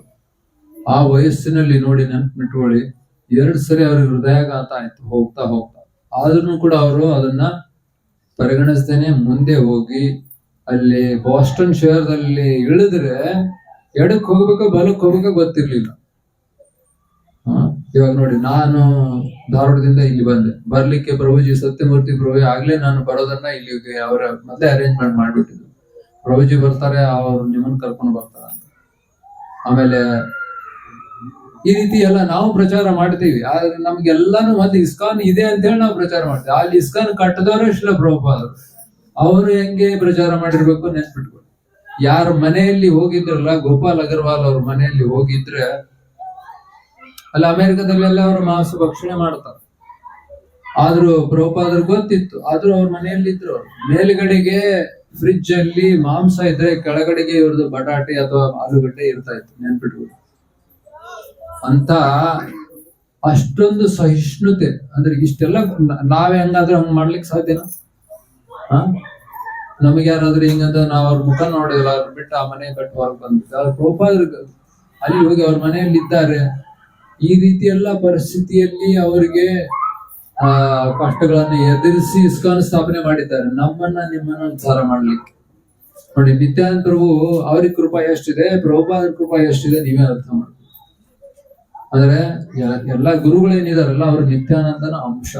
ನಿತ್ಯಾನಂದ ಅವರ ಹೃದಯದಲ್ಲಿ ಇರ್ತಕ್ಕಂಥ ಪ್ರೇಮ ಏನಿದೆಯಲ್ಲ, ಕನಿಕರ ಅಥವಾ ಒಂದು ಕರುಣೆ, ಆ ಕರುಣೆ ಎಲ್ಲಾ ಗುರುಗಳ ಹೃದಯದಲ್ಲಿ ಇರುತ್ತೆ. ಅಂದ್ರೆ ಎಲ್ಲಾ ಗುರುಗಳ ಹೃದಯದಲ್ಲಿ ಇರ್ತಕ್ಕಂಥ ಕನಿಕರ, ಅದು ಕರುಣೆ, ಅದಕ್ಕೆ ಮೂಲ ಸ್ರೋತ ಯಾರು? ನಿತ್ಯಾನಂದರು. ಯಾಕಂದ್ರೆ ನಿತ್ಯಾನಂದರು ಆದಿಗುರುಗಳು. ಮತ್ತು ಅವರ ಒಂದು ಕೃಪೆಯಿಂದ ಬಂದಂತ ಎಲ್ಲಾ ಗುರುಗಳಲ್ಲಿನ ಈ ಒಂದು ಕರುಣೆಯನ್ನ ನಾವು ನೋಡ್ತೀವಿ. ಅರ್ಥ ಆಯ್ತಾ? ಕೀರ್ತಿ ಚೈತನ್ಯ ಮಹಾಪ್ರಭುವರ ಕೃಪೆಯನ್ನ ಇಡೀ ವಿಶ್ವದಾದ್ಯಂತ ಭಕ್ತಿವೇದಾಂತ ಸ್ವಾಮಿಯವರು ಹಂಚಿದ್ದಾರೆ. ಯಾವ ರೀತಿ ಹಂಚಿದ್ದಾರೆ ಅಂದ್ರೆ ನೀರಿನ ರೀತಿಯಲ್ಲಿ ಹಂಚಿದ್ದಾರೆ. ಭಕ್ತಿವೇದಾಂತ ಸ್ವಾಮಿಯವರ ಒಬ್ಬ ಗುರುಭಾಯಿ ಇದ್ರು, ಭಕ್ತಿ ಸಿದ್ಧಾಂತ ಸರಸ್ವತಿ ಅವರ ಶಿಷ್ಯರು. ಅವ್ರು ಏನ್ ಹೇಳ್ತಾ ಇದ್ರು, ಈ ನಿಮ್ಮ ಸ್ವಾಮೀಜಿ ಮಹಾರಾಜ್, ಅವ್ರಿಗೆ ಭಕ್ತಿ ಪ್ರಭುಪಾದರು ಸ್ವಾಮೀಜಿ ಮಹಾರಾಜ್ ಅಂತ. ಸ್ವಾಮೀಜಿ ಅವ್ರು ಏನ್ ಮಾಡಿದ್ರು, ಕೃಷ್ಣ ಪ್ರೇಮನ್ನ ನೀರಿನ ರೂಪದಲ್ಲಿ ಹಂಚಿದ್ರು. ಇದ್ರೊಳಗೆ ನೀರಿಲ್ಲ, ಹಾಕ್ತದ ಪರವಾಗಿಲ್ಲ. ಅಂದ್ರೆ ಆ ನೀರಿನ ರೂಪದಲ್ಲಿ ಹಂಚಿದ್ರು. ನೋಡಿ, ಇವಾಗ ಇಲ್ಲಿ ಅರವಟ್ಟಿಗೆ ಅಂತಂದಿರ್ತಾವಲ್ಲ, ನೋಡಿದಿರ ನೀವು? ಈ ಜೈನರು ಇಲ್ಲೆಲ್ಲ ನೋಡಿದೆ ನಾನು ಇಲ್ಲಿರುವಾಗ. ಪ್ಯಾವು ಪ್ಯಾವು ಅಂತಾರ ಅವರು ಹಿಂದಿಯಲ್ಲಿ. ಅಲ್ಲಿ ನೀರಿನ ಒಂದು ಸಪ್ಲೈ, ಯಾರಾದ್ರೂ ಒಬ್ರು ಕೂತ್ಕೊಂಡಿರ್ತಾರೆ ಅಥವಾ ನೀರ್ ಕೊಡ್ತಾನೆ ಇರ್ತಾರೆ. ನೀರನ್ನ ಇವಾಗ ಇನ್ನೊಂದು ಉದಾಹರಣೆ ಅದು, ಮತ್ತೆ ಎಲ್ಲಿ ನೋಡಿದ್ರೆ ನಮ್ಗ ನೀರನ್ನ ಖರೀದಿ ಮಾಡ್ಬೇಕಾಗುತ್ತೆ ಒಂದೊಂದ್ಸರಿ, ಅದನ್ನು ನಾವು ನೋಡ್ತೀವಿ. ಆದ್ರೂ ಕೂಡ ಒಂದ್ ರೀತಿಯಲ್ಲಿ ನೀರಿಗೆ ಅಷ್ಟೊಂದು ಏನು ಸಮಸ್ಯೆ ಇಲ್ಲ ಇವತ್ತಿಗೂ ಅಂತಂದು ಹೇಳಬಹುದು. ನೀರಿಗೆ ಯಾರಾದ್ರೂ ಬಂದು ಕೇಳಿದ್ರೆ ನಾವು ಕೊಡ್ತೀವಲ್ಲ ನೀರು, ಆ ರೀತಿಯಲ್ಲಿ ಅವರು ಕೃಷ್ಣ ಪ್ರೇಮವನ್ನು ಕೊಟ್ಟಿದ್ದಾರೆ. ಯಾರು? ಭಕ್ತಿವೇದಾಂತ ಸ್ವಾಮಿ ಅವರು. ಅದನ್ನ ನಾವು ಅರ್ಥ ಮಾಡ್ಕೊಳ್ಬೇಕು. ಆದ್ರಿಂದ ಅವರ ಒಂದು ಕೃಪೆಯನ್ನ ನಾವು ಅರ್ಥ ಮಾಡಿಕೊಂಡು ಅವರು ಹಾಕಿ ಕೊಟ್ಟಂತ ಈ ಇಸ್ಕಾನ್ ಅಲ್ಲಿ ನಾವು ಬಂದಿದ್ದೇವೆ. ಇದರಲ್ಲಿ ನಾವು ಭಾಗವಹಿಸಿ ನಾವು ಯಥಾಶಕ್ತಿ ಸೇವೆ ಮಾಡಿ ನಮ್ಮ ಜೀವನವನ್ನು ಸಾರ್ಥಕ ಮಾಡ್ಕೊಳ್ಬೇಕು. ಆಮೇಲೆ ಇಸ್ಕಾನ್ ಅನ್ನೋ ಒಂದು ಸಂಸ್ಥೆಯನ್ನ ಪ್ರಭುಪಾದರು ತಮ್ಮ ಬೆವರಿನಿಂದ, ರಕ್ತದಿಂದ ಕಟ್ಟಿದ್ದಾರೆ. ಅದರಲ್ಲಿ ನಾವು ಆರಾಮಾಗಿ ಕುತ್ಕೊಂಡು ಜೀವನ ಮಾಡ್ತಾ ಇದ್ವಿ. ಅದರಿಂದ ಇಷ್ಟೆಲ್ಲ ಕಷ್ಟಪಟ್ಟು ಇಸ್ಕಾನ್ ಕಟ್ಟಿದಂತ ಶ್ರೀ ಪ್ರಭುಪಾದರು ನಾವು ವಿಧೇಯರಾಗಿರ್ಬೇಕು. ಅವರ ಒಂದು ಕರುಣೆಯನ್ನ ಅರ್ಥ ಮಾಡಿಕೊಂಡು ನಾವು ಯಥಾಶಕ್ತಿ ನಮಗೆ ಸಾಧ್ಯ ಆದಂತ ಎಲ್ಲ ಸೇವೆಗಳನ್ನು ಮಾಡಿದ್ರೆ ಪ್ರಭುಪಾದರು ಅತಿ ಅತಿ ಶೀಘ್ರದಲ್ಲಿ ನಮಗೆ ಕೃಪೆ ಮಾಡ್ತಾರೆ. ಮತ್ತೆ ಅವ್ರ ಕೃಪೆ ಆಯ್ತು ಅಂದ್ರೆ ನಿತ್ಯಾನಂದ ಕೃಪೆ ಆಯ್ತು ಅಂತ ಅರ್ಥ. ಯಾಕಂದ್ರೆ ನಿತ್ಯಾನಂದ ಪ್ರಭುವರ ಕೃಪೆ ಪ್ರಭುಪಾದರ ಕಡೆಯಿಂದ ಬರ್ತಾ ಇತ್ತು. ಆಯ್ತಾ? ಈ ರೀತಿ ನಾವು ಅರ್ಥ ಮಾಡ್ಕೊಂಡು ಜೀವನ ಮಾಡಿದ್ರೆ ಇದೇ ಜನ್ಮದಲ್ಲಿ ನಾವು ನಮ್ಮ ಜೀವನವನ್ನು ಸಾರ್ಥಕ ಮಾಡಿಕೊಂಡು ವಾಪಸ್ ವೈಕುಂಠಕ್ಕೆ ಅಥವಾ ಗುರು ಪ್ರಣಾಮಕ್ಕೆ ಹೋಗ್ತೀವಿ. ಪ್ರಭುಪಾದ ಹೇಳಿದ್ರೆ 14 ಮಾಲೆ ಜಪ ಮಾಡಿ, ಎಷ್ಟು 4 ನಿಯಮಗಳನ್ನು ಪಾಲನೆ ಮಾಡಿ, ಇಸ್ಕಾನ್ ನಲ್ಲಿ ಇದ್ಕೊಂಡು ಗುರು ಕೃಷ್ಣ ವೈಷ್ಣವರ ಸೇವೆ ಮಾಡಿ, ಮುಗಿತಷ್ಟು.